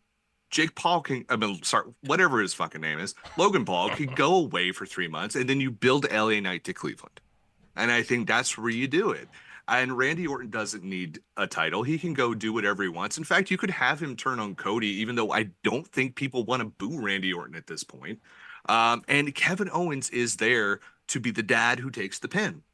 It's just like, okay, Dad, take the pin. It's like me. All right, Dad, go do the job. And there, and that's the thing. And Kevin Owens gets paid a lot more than me. But yeah, it's going to be Logan Paul. and he's going to win, and he's going to be really good at wrestling when he does it, because as much as you might not like him, he's really good at professional wrestling. Fair enough. Reese in the chat, Logan will knock someone out with a bottle of Prime to retain the title. Interesting. They're plastic, but okay. Randy is a future Hall of Famer. Yeah, no question. Well, no kidding. They've forced him down our throats for 25 years. So yeah, of course they're gonna put him in the fucking Hall of Fame. Fight forever. I mean, come Fight on. forever. Great job, Rob. Love this podcast. You're the guy. Okay. No, thank you. I appreciate that very much. Matt, did we throw it to you on this one? Sure. Yeah. What do you got? You got the guy who is there because he's famous, but has exceeded any possible expectation that anybody had when he showed up.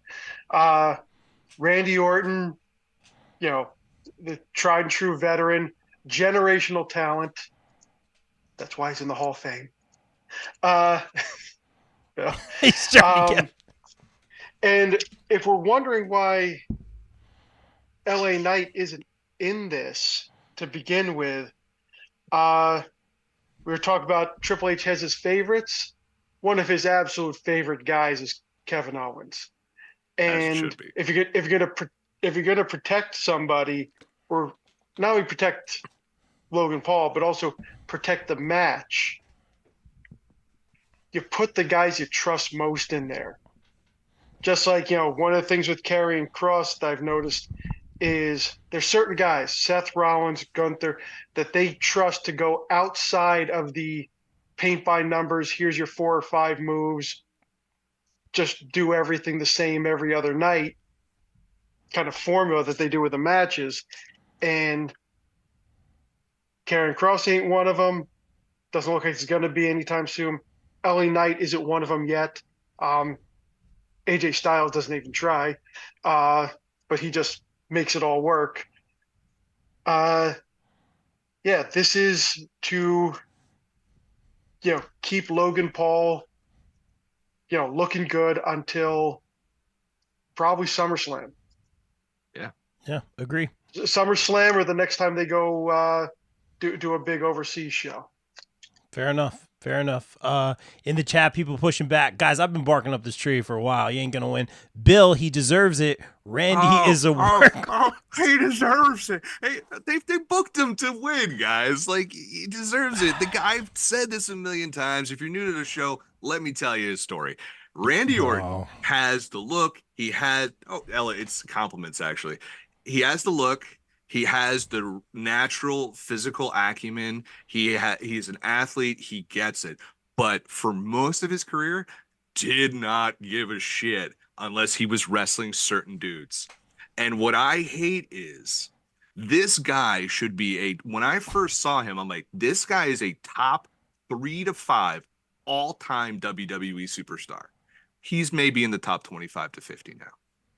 But he could have been a top guy. He could have been Shawn Michaels, Ric Flair, Bret Hart. He chose not to be. And I'm just like, for that, I don't have to have any respect for you. And I also think he's just boring as balls. Wow. Bill not Listen, it's a compliment sandwich. It was right in the middle, and I just said a big listen, I at least call him by his Christian name. This is unlike Phil Brooks. I ain't calling him by his Christian name. Phil. This just gets added on to the Randy Orton rant. Real. And listen, and I'm not drunk, so it's not as bad as it used to be. But I'm just saying, like, this. You want my honest opinion? Here it is. A lot of new faces, a lot of new names. Still the same hate from me, though. You know what? I love seeing him, but he's signing the autographs for the kids. He's on the posters. You are always like, oh, he did something for a kid one time. He must be great. I don't give a shit. Like, good for him. Well, technically, I also want to say Randy Orton signed an action figure in a Sharpie, okay? You know how much of a heel move that is in my industry? You sign figures in paint pens, people.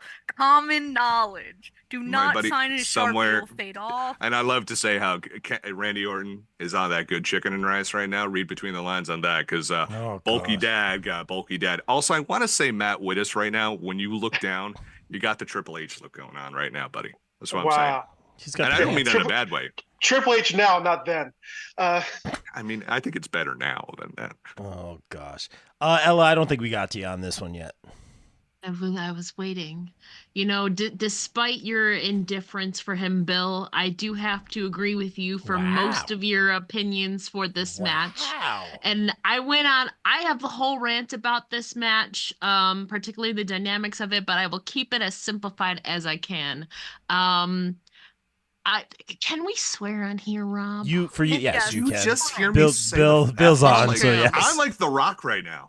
Why the fuck is Randy Orton in a United States Championship match in 2024? You know, I get it. They want to boost Logan Paul. I have Logan Paul with the dynamics, how they're set with Randy Orton, Kevin Owens, and Logan Paul.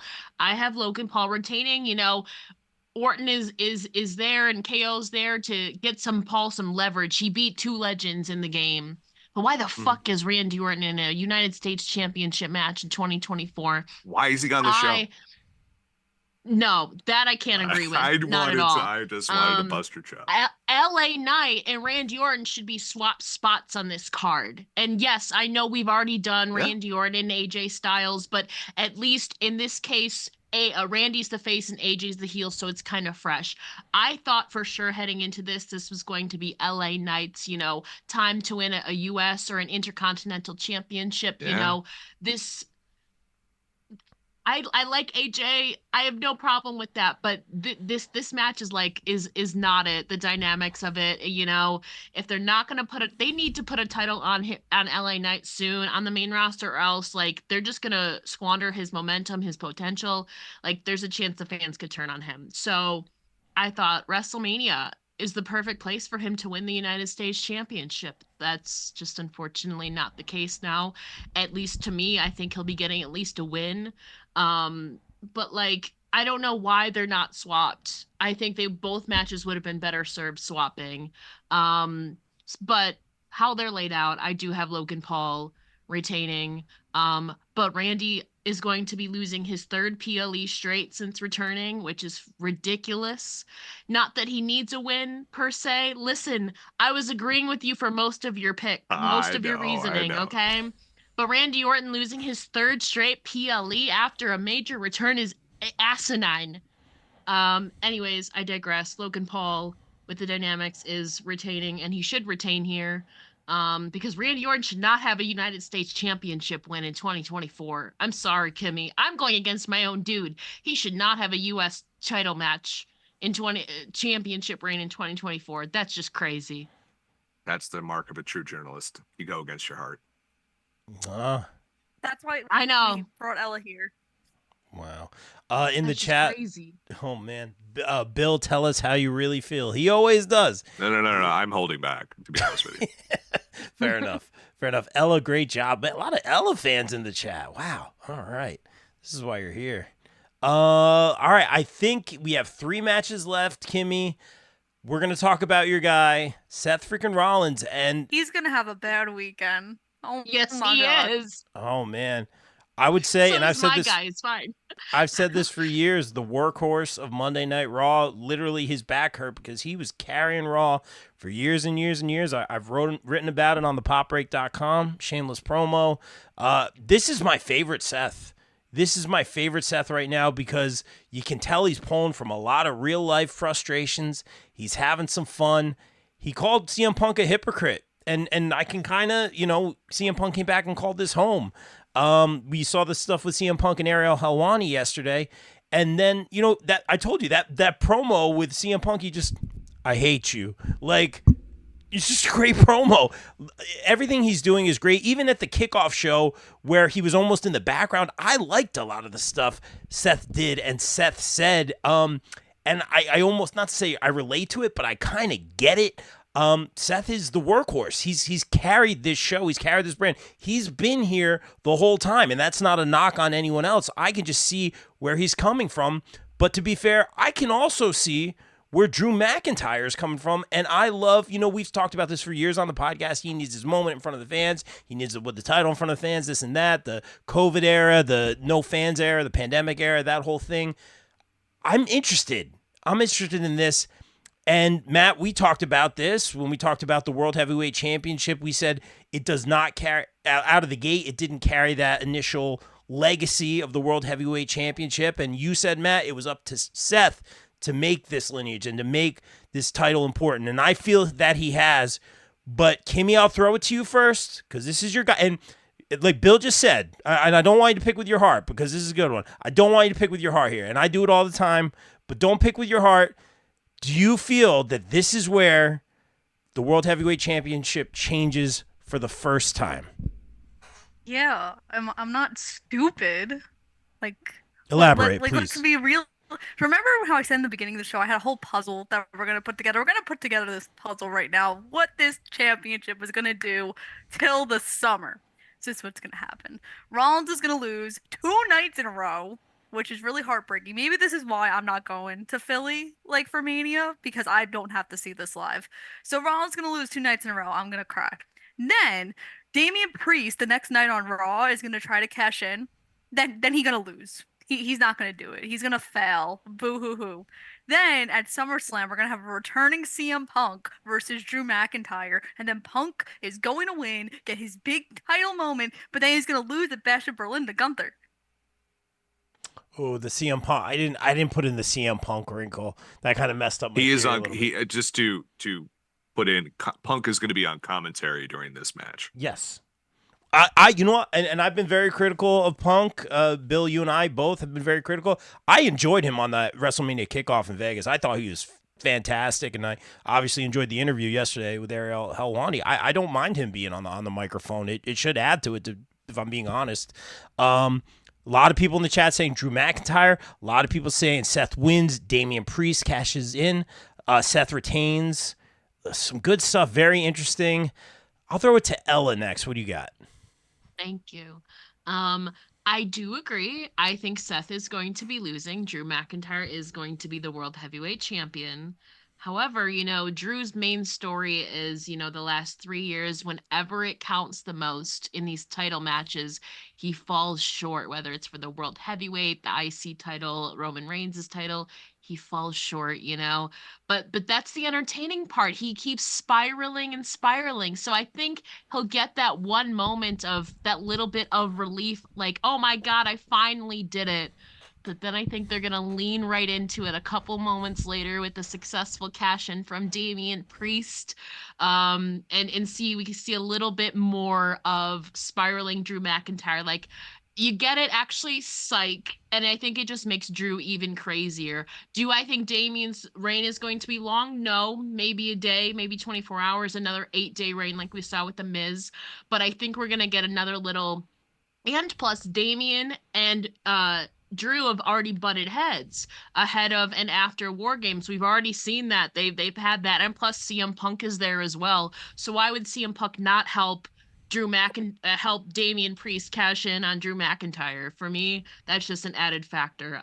So I have Damian Priest cashing in on a newly crowned World Heavyweight Champion Drew McIntyre. All that happens at WrestleMania. Yes. That was where I was going with it, Yes. I'll copy and paste Ella. That's exactly where I was going with it.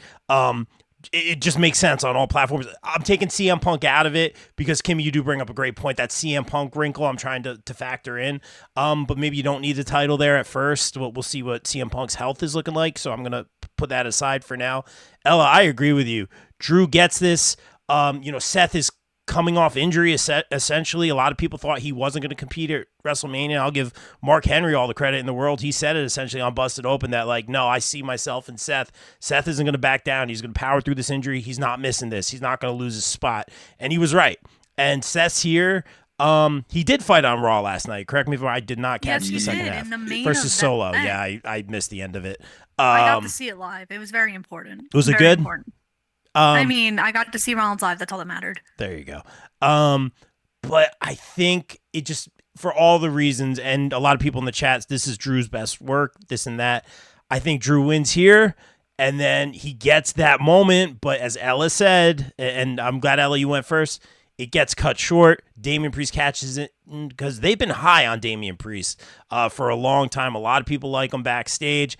And it's kind of one of those things I can see people being like, oh, like he shouldn't win the world championship yet or not yet. I could see it happening because then we talk about that lineage of the championship. Well, now we have 3 people that have held it. You see the frustration from Drew. For me, it checks a lot of boxes. It makes a lot of sense. Real quick before I throw it to Matt next in the chat. I'm a Ella, Kimmy, and Rob fan. Thank you. And Bill and Matt Rock too. There, you guys are all right. No, I love all these people. Thank you guys for tuning in. Clash at the Castle will be in Scotland, so that could be it, right? Okay, very interesting. With the Drew we thing. don't know the Worked status out great of Drew's last time. contract. And We don't know contract. Drew's contract either. You know, as someone who did graphic design, if you look at the way that poster is, Drew can very easily be right-clicked and deleted out of that graphic. I've been right-clicked and deleted many times. Matt, what do you got? That is, you gotta drop that shit, man. That's some baggage. You gotta go. I kid. I feel like Rafiki and Lion King. Yes. It is time. It is time. Seth has given this belt the legitimacy that it needs for people to care about the belt without him in it. Ella absolutely blew my mind in like the last 5 minutes here, because that would make a lot of sense. Drew has just been on fire right now. That's a way I maybe that they wouldn't do that. As far as Damian Priest, not yet. I'm gonna throw he's in the same boat with LA Knight, where they got to the company when they're pushing 40. So 40 now isn't 40 from 1996, but it does change things. So if he's gonna do it, that would be a great way. The only thing that would make me hesitate that if I was booking it was that if you have Drew win and then immediately get taken advantage of with the cash in, and now it's Priest. Seth and Priest could have some good ones, but if then you swing it over to CM Punk and Drew, you're going to have to turn that into a blood feud and have the kind of matches that maybe CM Punk can't pull off anymore. He's in like fragile mind, fragile mind, ego, fragile body. ego. I think that's from that's from Shakespeare. Yeah, he's in Samoa Joe level of injury frequency right now. So I am definitely going with Drew with the asterisks next to it. Good possibility of Ella's idea making its way out there. Okay. Before I throw it to Bill, referring back to Ella, Ella's getting all the props here tonight. Great call, Ella. BCP is elevated tonight. I'm here for it. Kelvin in the chat. Drew turned his hard times into momentum, carried the company during the pandemic with no fans. With his work getting back just to get cashed in on. That's cold. Yeah, for sure. That might be the point, though. Bill, what do you got? One thing I hate about this feud is that Seth Rollins has been like the third wheel, and it's mostly just been like Drew McIntyre trolling CM Punk. I'm sorry, Phil Brooks. I can't use his Christian name. Is this like that's what's been the most important thing? And in fact, Seth Rollins addressing Phil Brooks has also been the most important thing. That's literally, someone said that in the beginning. Rob, you said that, like, how great is it? Like, Seth calls out Phil. Who cares? He's not wrestling. Why is this not the match at hand? And this is the problem with not just this match, but with the Roman and Cody and Rock stuff too. It's like, this is not the money match. Rock and Cody isn't happening, guys. It's Roman and Cody. We're not paying attention to it. It's not Drew and Punk. It's Seth and Drew. And like, Ella, that's some great fucking stuff, man, because I was just thinking about, I'm like, why would that makes sense why Damian Priest MDK'd the fuck out of everyone in that tag match. He destroyed everyone and looked like a world beater.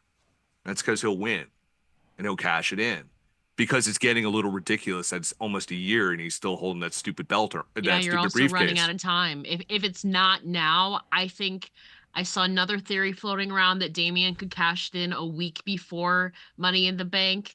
and then lose the title to the new men's Money in the Bank winner. For me, it's That like, sounds horrible. That's Vince but at Russo this right point, there. but at this point, Sure. time is running out. So you if never if he takes out Drew, so what that does, it's a brilliant political move, because what happens if Drew doesn't sign?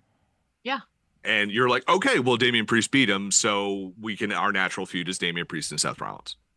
So we go from there. Or, hey, if Judgment Day, like we're saying, Finn Balor and Damian Priest, although his contract's coming up too. So it'll be interesting to see how all that works out. The Phil Brooks of it all, he will interfere. And I originally thought he would cost Drew the match, which I could still see happening. But I feel like you want to, from a dramatic standpoint, if you are going to crown Cody on Sunday, and this is happening on Sunday, you want the audience feeling down, so you can pick them back up and send them home happy, if that's the way they're booking it. So yeah, I'm going to agree with Ella. I'll copy and paste. All right. Wow. Good stuff, guys. In the chat, it's always the ones you don't pay attention to. Where do you go with Damian Priest after a cash in, though? Yeah, lots we could definitely get in and talk about, but we're going to take it home here, guys. I feel that, unless you guys disagree, that we should kind of put these matches together and see how it plays out. So we could all do it in one sitting here. So obviously we have the tag match with The Rock and Roman against Seth Rollins. What is it? Freaking Nightmare or whatever they're calling it, and Cody Rhodes. If the Bloodline wins, we'll go into Bloodline Rules the next day. And then obviously we have Cody versus Roman Reigns for the undisputed WWE Universal Championship, if I'm saying that correctly. Mega Championship of the world. Guys, give us your theories in the chat. We can have a lot of fun with this. This has been The Draw. Bill wrote a lot about it over on the Pop Break, shameless promo, his thoughts on this whole thing. There's lots of ways we can go, lots of theories. The word turn has been used many, many times, but this is the storytelling we're talking about. This is the investment. There's so many ways to go here. We'll put both matches together. Give me all your theories. What's going to happen? How's night one going to end? And how is night two going to end? Kimmy's so cool. Oh, yay. So Rollins is going to take the pin. So sad on night one, because there's so many things you could do with Bloodline Rules on night two, because the whole Bloodline's gonna come, including a debut. Isn't that insane that someone is gonna debut night two from New Japan? Oh no, it's not you, Bill. It's not you. Fuck, I forgot I don't work for New Japan. God damn. No, I'm sorry to break your heart a little bit, but yeah, so Tama Tonga is going to debut on night two to try to help his cousin, but he's going to fail, because I will tell you right now, Cody Rhodes loses 2 years in a row. It'll be the dumbest thing the WWE has ever done in the history of things the WWE has done. And Cody will just never finish his story like his dad if that happens. So remember, like I said earlier, there was a riot in 2015 when Roman Reigns won the Royal Rumble in Philadelphia. I really don't want the same thing to happen again. So let's have Cody win to avoid a riot. Let's think logically here, people. I don't want to get injured or see anything on the news about how people are really angry and did a bunch of crap over a wrestling finish.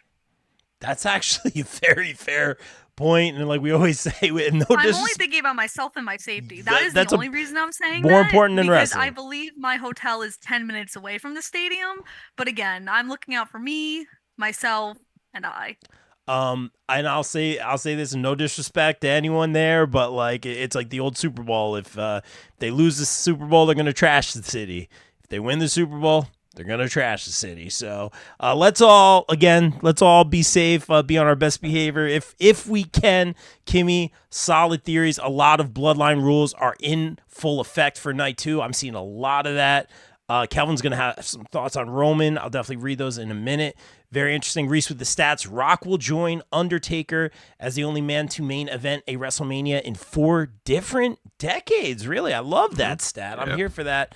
Bill, and have at it, man. You wrote a lot about this on the Pop Break. Let's go with there's 2 ways this can go. One of them is the fucking, let's go with the goddamn Avengers Endgame here.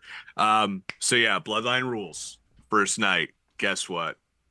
a whole bunch of fucking bloodline guys. That family tree that went up at that thing, that was done on purpose because a lot of them cats are showing up. I'm talking Haku, Rikishi, Tama, Zilla, Jacob, everybody. Give me They're some all Alpha. Give me some Alpha Junior in there too. Oh yeah, is that Lance or Alpha Junior? Well, isn't Alpha? Well, no, that's a different story. Rob, So you don't want to see Haku? Haku, Yeah, I well, want to he's see Haku. Well, so all Oh, those cats. Haku's in, the whole thing's done. I mean, come on. Yeah, the real ones, He'll no need a man. tank. Yeah. Yeah, it's just that's where John Cena comes out in the tank. I'll get to that in a minute. And that's what's going to end up costing the match, and they're going to lose no matter what. Seth and Cody are losing night one. I think we can all agree on that. So what happens in night two? Bloodline, it's a huge fucking regalia. It's Paul Heyman carrying it like Kalema, like he's coming out with it, the belt's on fucking fire. All the bloodline is leading him, the final boss, all this shit. But by the way, I'm going to say this, The Rock has definitely overshadowed this whole goddamn thing. It's ridiculous. But read my column on the Pop Break because I don't want to take up everyone's time. So what happens here? This is sometimes I go a little crazy when I'm in my hour commute to my job, which I don't like. So what's going to happen? People got to get neutralized. How do you neutralize them? Well, first, Paul Heyman's going to go talk some shit. And who's going to take out Paul Heyman? Fucking Brandy Rhodes is going to take out Paul Heyman. Okay. Because you know she's going to get involved. Because it's open mic night, bitch. And she's coming for it. I'm here. Someone is going to go at Mrs. Rhodes. Mama Rhodes. Guy next to him, big guy in a hooded sweatshirt. It's going to be Dustin Rhodes. Tony Khan's going to let Dustin Rhodes show up, and he's going to get involved. Maybe he tangles with Haku. You got an old codger in there, right? Two guys from WCW just fucking blowing it up. Kimmy, I have been thinking about Dustin Rhodes being a part of this match for a fucking year because I want to see this happen. Because I love Dustin Rhodes. I've been watching him since he first debuted in WWE in '90. I'll ask his agent. Now that we're friends, I met him this weekend. I'll talk to him. But no, I love Dustin Rhodes. But what's going to happen? Listen, they previewed it. If we're talking Avengers Endgame, someone dropped off a whole bunch of beers at Stone Cold Steve Austin's house and John Cena. This is what's going to happen. The bloodline, the first round, you're going to get Jay. You're going to get Seth. They're going to come out. They're going to help. John Cena, one of The Rock's greatest rivals, is going to come out and he's going to help. Why? Because who gives a shit why? Because there's so much logic that doesn't make any fucking sense in this feud. It doesn't matter. And you know what? As someone who likes logic in wrestling, I don't care either. It is just about let's have fun at this point. And why not have The Rock come out? And then Cena come out. And he's brawling with everyone. And he's taking everyone out because he's Super Cena.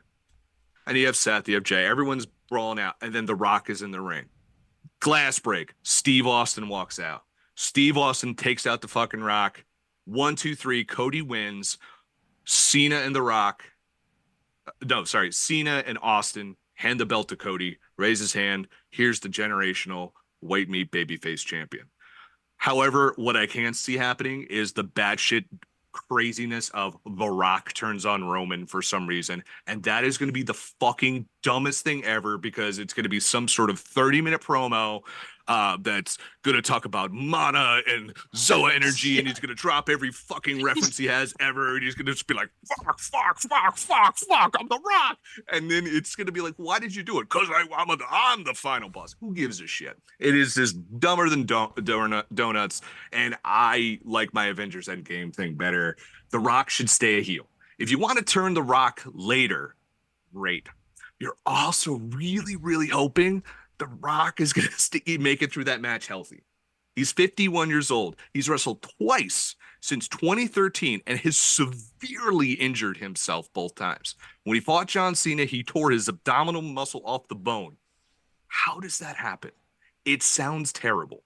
When he fought Eric Rowan in the shortest match in WrestleMania history, severely injured himself. So you got to hope he stays healthy. And that's why I think the whole fucking Cody getting revenge on The Rock thing is just not worth it. And now you're in a rock and a hard place because who's next for Cody? I don't know.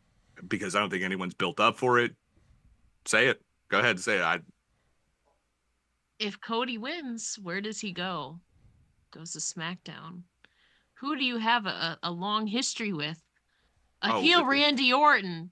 Yeah, but I don't think people want to boo Randy Orton is the problem. I think people just like Randy Orton. They want to pop the RKO, this theme song, the like that thing. I think like there's certain people this audience doesn't want to boo. Like they don't really want to boo There's The Rock still a now. story there. Oh yeah, no, I there's still a agree. story there. But I just don't see them doing it.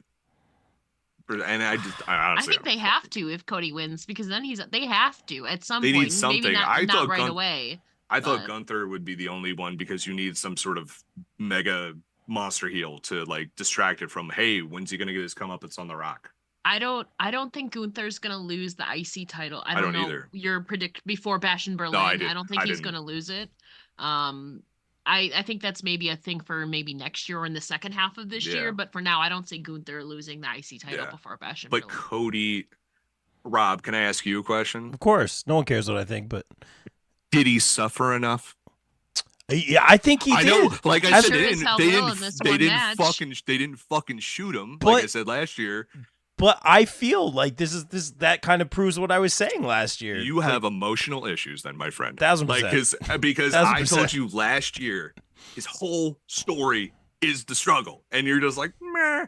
And then people agreed with you, and I have to say, you're all wrong, because it's just right fucking there. And if they don't have him win, release him now. Wow. Send him back to AEW. Or trade him for somebody. I don't give a shit. Like, he is not worth it in WWE. He's dead. There are guys they didn't put the belts on, and it hurt them. They should have put that belt on Booker T. There's other people they should have put the belt on. They never did, and it's irreparable damage. He has to win. He has to win. Kimmy, you told me last year when Cody lost, pin drop. That's not the reaction you want. In Philadelphia, again, I'm looking out for people's safety here. No. You're looking out for your safety. I mean That's what that you're saying. too. Like, do you know the people Yeah, I know. I'm going to be surrounded with this weekend? I've been at the original ECW arena during the original ECW run. Yeah, it's an interesting cast of characters. But that's I my wasn't theory. born for that. Well, we know. Some So of us are old. So Cody and Seth lose. Cody wins. yeah, so going to the chat, and this is the one I'll push back on you a little bit on this and they said it in the chat already, but us, and it just went away because someone else commented. Sorry. Cena would want redemption against Solo, so that might be the connection there. And it's a reach. And it's he's a one of reach. he's one of the Rock's greatest Sure. rivals. Sure. Good point. Lot of good stuff. People saying the Randy Orton thing. Kelvin saying a heel Cody turning down the line would face a Randy Orton playing his Obi-Wan role. Yeah, for sure. That's an interesting point as well. That's got to happen. The guy who never wanted to turn heel because he did stuff with kids in AEW, Cody Rhodes. Like, I think he's going to be a great heel though, man. No, you need heel Orton in that case. Yeah, because you're not gonna. There's too much money with Cody as a babyface. I agree, 100%. Don't do it. Don't do it. I agree. 2-3 years down the road. Not yet. I teach and all the kids, they all say they don't say this is what I was going to ask Cody. Like, they don't say I'm going to Raw, I'm going to SmackDown, I'm going to try. They say I'm going to see Cody. Don't change a thing. Don't change a thing, man. He's money. And I disagree with a lot of things you said, Bill, but I also agree with some of the things you said as well. So guys, let us know in the chat who you have. Ella, do you want to go next, or do you want to close out? You're our guest of honor. Or do you want to close out the show? You want to go next? No, I do want to go next. Okay. I will copy and paste most of what Bill said. Wow. Not my batshit Avengers. No.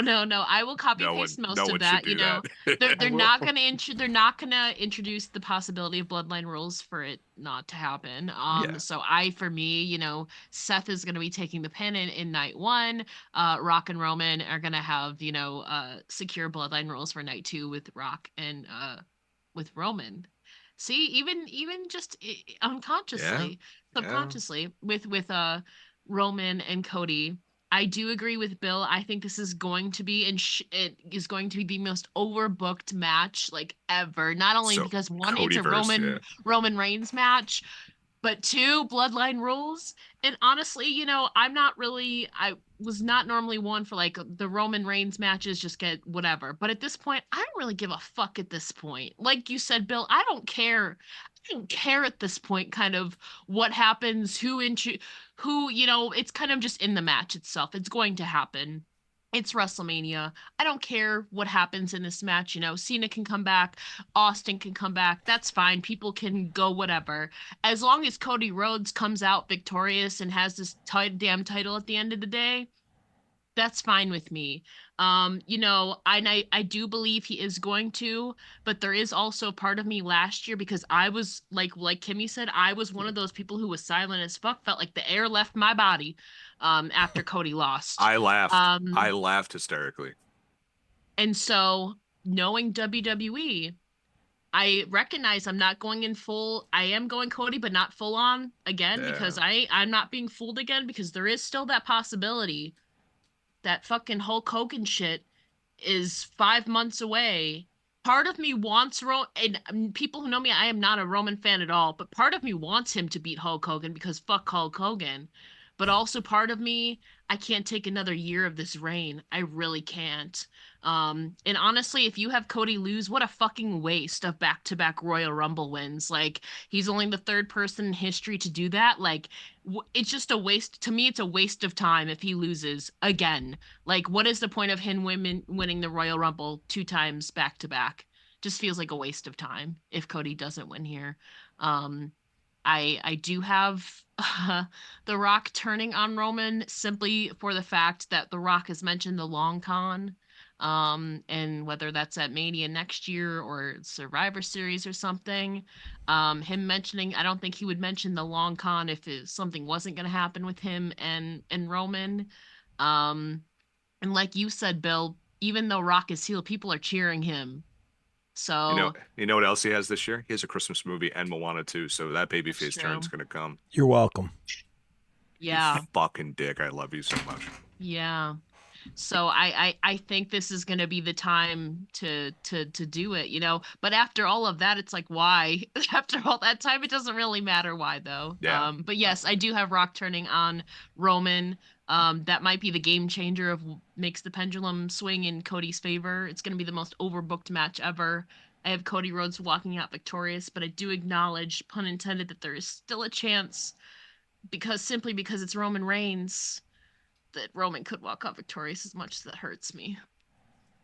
Oh man. And if Roman doesn't lose, then it's the celebrity title. It's going to be someone from outside WWE who wins that belt at that point. Yeah. It's like, what a waste of time, though, of 2 years of Cody. What a waste of Royal Rumble wins. What a waste of time. But it's also WWE, and it's Roman Reigns. So literally anybody other person, I'd be like, full on Cody, but there is always that chance simply because it's Roman. I'm so sorry, Matt. The floor is yours. Yeah. Good stuff, Ella. I like having you. I agree with a lot of what Ella says. And Matt, you want to close it up, or you want to take it now, man? Either way, brother. Yeah, I'll take it now, because I absolutely hate following Bill and Ella because they change everything I was looking at. Man, and you know what? Screw you, Bill. I will copy and paste. There is the chance of that whole Avengers Endgame. It's okay for you to do it. Everybody and their dog coming in. No, Pharaoh. You can't rule out Pharaoh either. I want Brandy. I want all of that. No, Brandy's totally happening. I would probably, I'd pop right out of my shoes if Dustin showed up. Oh yeah. But Brandy with the bionic elbow. I'm looking shoulder. more at, night one with this is whether they win or lose, and I could see maybe, losing the tag match to kind of take out the possibility of that whole get expectations out of everybody's head for the whole end game thing. But yeah, Rock and Roman on night one going over. More importantly, throughout that entire match, they are going to kick the ever-living shit out of Cody Rhodes. Yep. Cody Rhodes is going into that second night with 2 flat tires, cracked windshield, muffler hanging off, sending off sparks as he makes his way down to the ring. Because when Cody wins and almost everybody manages to make it home in one piece because Cody won, that's just, all right, he didn't finish the story through everything he went through. Now he's going to suffer enough. He's going to go through and he's going to beat all the odds. It's going to be the big baby face when, he beat the bloodline. Hooray. Where do you go from there? You know what? Randy reminds me of like 2000s Undertaker at this point. Yeah, maybe not everybody wants to boo him, but it doesn't matter who has the belt. You can send him out there. He's credible because once the music starts, somebody's in danger. Grave danger? Is there any other kind? Yeah. It's that. Yeah, the Randy Orton crosshairs go up. If not, you just give him a couple of people and something that's come up over and over again. Cody's American Nightmare persona, and not wanting to turn heel because of the kids and everything. What is Cody dressed as? Homelander. Well, yeah, we know. Yeah. It's eventual. It's coming. Question is, was it supposed to come already by now, but plans changed and tacked another year onto the bloodline? Or are they going to wait a lot longer? So I have Rock and Roman night 1, Cody night 2, and stipulation TBD. It's not the important part of the pick, and other people have done a better job than me so far. Oh, hush your butt. Oh, man. Good stuff, guys. I guess I'll close it out real quick in the chat. And, guys, thank you, everyone, for staying up. Ella, thank you for joining us. I really appreciate it. All you guys, thank you for staying up. Kelvin in the chat saying, if we do get an endgame situation, screw it. Throw in MJF. Oh, man, I don't even want to go down that rabbit hole. Very interesting. I'd love to see him. I'm telling you right now, it's no. No, I'm telling you right now, Timmy's it is saying no. I can I have vouch it for that confirmed. too. I think his body is too. also held together by a wish and 3 buttons. So I mean, I don't know if that's gonna happen. Yeah. You have a better chance of Pharaoh and Cody's daughter coming in and doing a 3D on Solo than MJF showing up. I'm here for it. Yeah. I don't want to go down that route. Fucking great. I would love to see MJF with the machine behind him. I'm not going to lie, but I don't want to go down that rabbit hole right now. There's a lot to talk about. Ella, I'm going to kind of go with a lot of what you said. I thought I was going to be the only one to be like, oh, The Rock's going to, turn on Roman, yada, yada. I think it's pretty much our lock of the night that we're going to say that Seth and Cody are going to lose night 1. I think we all agree on that. Bloodline rules, which allows for all sorts of craziness, interference, no disqualification, returns, cameos, Pharaoh, all that good stuff. I'm here for that. No pyro around the dogs, please. That being said, I did that once. Oh yeah, none of that. And if you guys adopt a poor soul if you can. I love my dog. Changed my whole life. That being said, shameless promo chant. So we know that's going to be night 1. Going into night 2, for me, I felt I knew Cody was going to win the moment that The Rock acknowledged Roman Reigns as the head of the table. The Rock, ultimate alpha male, ultimate first ballot Hall of Famer. If you're thinking of the Anoa'i family, you're thinking Fatu, that whole bloodline, the tree, as Bill mentioned, that beautiful graphic with everyone's name on it. The head of the table is The Rock. Arguably in the grand scheme of things, not just professional wrestling. I think, and then everyone's, we're throwing up the ones, right? He ain't throwing up the one. Again, are we reading too much into that? It's fun to talk about. That's what it's about. It's the story. Sit back and enjoy. I think the only wrinkle now is because the only misstep to me was when he whispered in his ear. It wasn't Hail Hydra. He whispered in his ear. He totally was. Yeah, he's evil. you know, is that the plan? Is that what they agreed on? What was whispered? And then you have this Las Vegas press conference that made everything way more interesting and kind of put things back in motion. Like Cody's like, hey, I'll step aside because you're The Rock. And they're like, no, I'm back in. It caused a problem. Say this is the long game. Say this is the plan. You know, the what is it? The enemy of my enemy is my friend kind of situation. Friend, yeah. Thank you. This is why you're here. It's late. I think the only wrinkle would be everything kind of tracks and then the whispering would make sense. But the only wrinkle would be he beat the you-know-what out of Cody. Shit. I knew you were going to do that. And blood. And there was blood everywhere. And it's like... We got to have blood in this. So I'm talking for sure. coast to coast. I can agree with that. Brother. I could agree with that. I think that kind of takes away from my theory. It's like, oh, like he's going to decimate him, but maybe it was like not a pay your dues thing, but like, hey, this was part of the plan. And, you know, just to even I'm very big on like blocking and stuff. I've talked about that before. Even the way The Rock is standing, you know, Roman's in this, and I get it. Bill even had the point of Roman almost taking a back seat a little bit, and I think we all kind of felt that. I felt the A&E, the biography, if you watch that really kind of helped push him forward a little bit, even though that's not on main wrestling programming, that was on A&E. But I'm going to go with what Ella said here, and I'm going to stick with what I said. There's a little bit of a couple wrinkles. Hopefully they can explain all that after the fact, but it's great storytelling. I think there's going to be that moment, you know, where Roman turns around and just rock bottom out of nowhere, whatever it is. And it's not even about the title.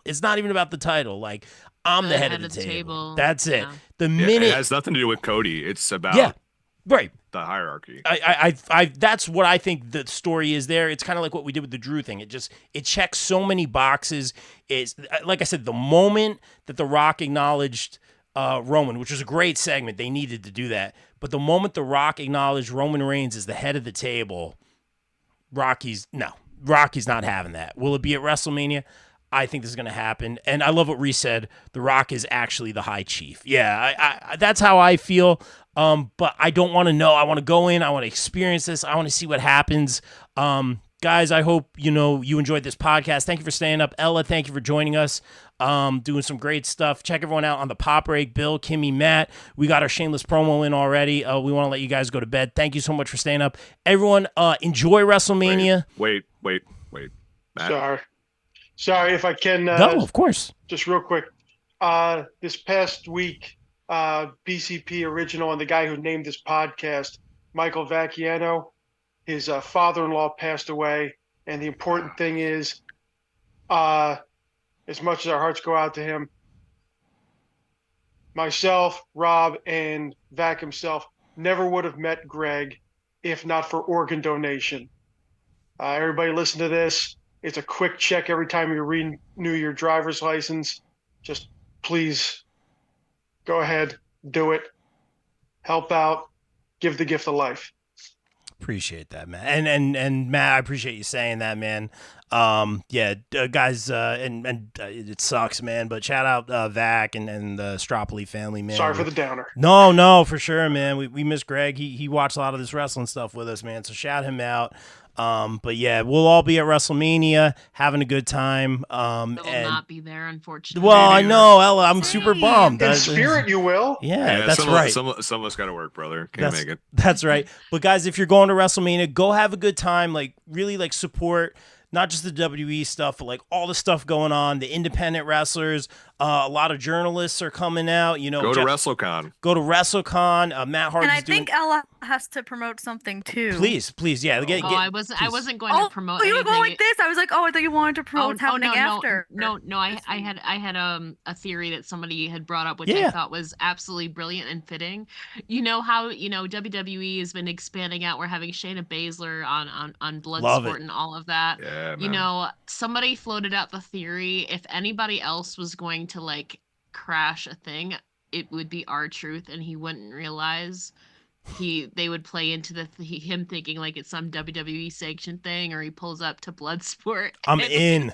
Or I'm like in. the clusterfuck. That would be fantastic. the clusterfuck. Yes. I thought this was the Royal Rumble. No. Please. Yes, please. I'm just so wanna here. say, He shows up to Joey Janela's spring break and they both do the cigarette spot. Oh, Oh, man. wow. I just wanted to throw that out there since that. WWE, is doing some crossover with the collective and all of that. That would be but yeah, cool. no, that was it. In the chat real quick, Kelvin saying this was awesome. Thank you guys very much. Good job, Ella. More props for Ella. And guys, follow Ella. I believe it's at It's Ella J on Twitter. Lots of good stuff over there. And guys, follow all my friends over here on the Pop Break. Of course, Bob Culture Podcast. Thank you for staying up. Guys, go to WrestleMania. Have fun. Watch with your family. Have fun. Enjoy it. Be safe if you're in Philly. Support all the independent talent.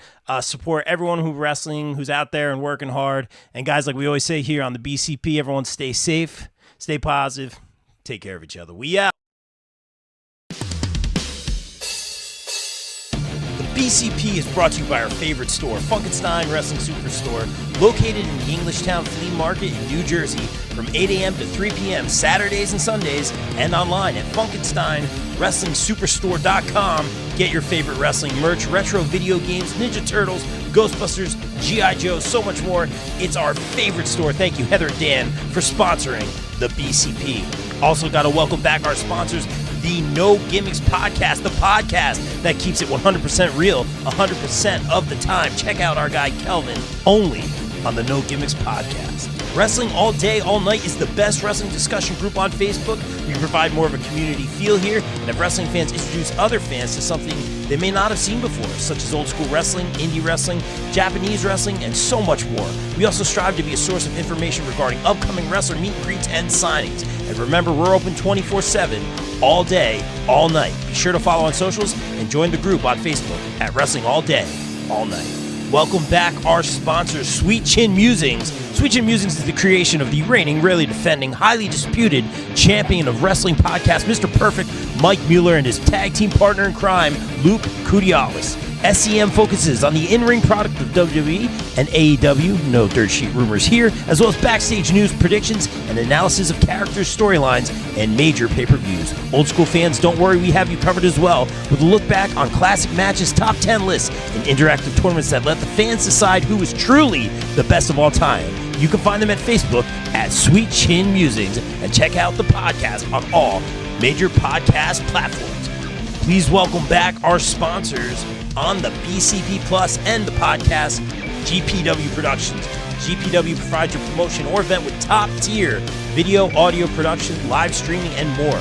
I can personally vouch for them in saying they are hands down the best production company I've ever worked with, as they have and continue to work with the likes of AEW, GCW, StarCast, MLW, not to mention the majority of the local independent promotions here in the tri-state area.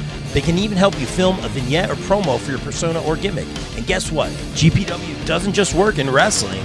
No, they cover MMA, boxing, basketball, or any other sporting event as well. On a personal note, I'd like to thank Mike Sesko, Frank Leone, O'Neil Andros, and the team for giving me multiple opportunities to work with them and some of the best talent in the world. Thank you, GPW, and guys, book GPW for your promotion or event today at contact@gpwproductions.com. Please welcome in our new sponsor for the month of April, ISPW Independent Superstars of Pro Wrestling, ahead of their event at Hopatcong High School, Friday, April 12th at 7:30 p.m., featuring WWE legend and guest ISPW General Manager Typhoon. Also, check out their event, War at the Williams Center, featuring former WWE superstar Gangrel. And of course, don't forget the marquee event, 80s Wrestling Con, ISPW Rockin' Wrestling 3 at the Men Sports Arena in Morristown, New Jersey, again immediately following 80s Wrestling Con, Saturday, May 4th. Get your tickets now, and be sure to follow ISPW across the board on all socials. Please welcome back one of our favorite podcast sponsors, Key Nation, featuring our very own BCP and BCP Plus contributor, Mr. Wayne Keener. Make sure to follow Key Nation on TikTok and Instagram for great puns, memes, dad jokes, and random ridiculous content. Thank you, Wayne, for sponsoring the BCP. Don't forget to check out one of our newest sponsors here on the BCP, Chop City Wrestling. Chop City Wrestling is where our pal Ryan Steniford takes chops from wrestlers and donates $20 to Connor's Cure for every chop he takes. Follow his adventures on his YouTube channel for all those chops and some great pro wrestling content, all for a good cause. Be sure to hit that subscribe button, and thank you, Ryan, for sponsoring the BCP. Please welcome in our new podcast sponsor, From the Left Side. From the Left Side has all of your wrestling and sports news. Check out From the Left Side at facebook.com/From the Left Side with On Air E, and be sure to hit that follow button. Thank you, From the Left Side. Please welcome back one of our favorite sponsors, Mania Club. Established in 2015, Mania Club is a WWE recognized community for fans with an eclectic love for both the world of professional wrestling and raising money for Connor's Cure. During WrestleMania weekend, we host the official tailgate of WrestleMania while also celebrating the life of Conor McCallum. They are the single largest donor within the V Foundation for Connor's Cure with over $150,000 raised. Please donate and join the Facebook group over at Mania Club on Facebook. Donate at jimmyv.org/Mania Club. Please welcome in our new BCP sponsors for the year of 2024, Bree Combination Wrestling. Ahead of their event, Queen of the North 5 is the most prestigious women's tournament in the Northeast and their favorite event of the year, Saturday, April 20th, 2024 at the Mecca in Ridgefield Park, New Jersey. Get your tickets now at qotn5.eventbrite.com. Thank you, BCW. Guys, I want to shout out the Extreme Life of Matt Hardy podcast. WrestleMania weekend, you have 2 chances to attend live recordings of the Extreme Life of Matt Hardy podcast, starring Matt Hardy alongside host Jon Alba. First at WrestleCon at 4 p.m. for only $25 as Matt and Jon talk all things TLC. And later that night, don't forget a special opportunity for workers, ring announcers, commentators, and of course, in-ring talent. A rare live recording of the Extreme Life of Matt Hardy podcast where wrestlers can ask questions of the woken, broken, and spoken one himself. And don't forget, workers, this is for you. Commentators, ring announcers, and of course, in-ring talent for just $15 and free for Monster Factory students. Get your tickets now and contact jonalbasfc@gmail.com. We'll see you there April 5th.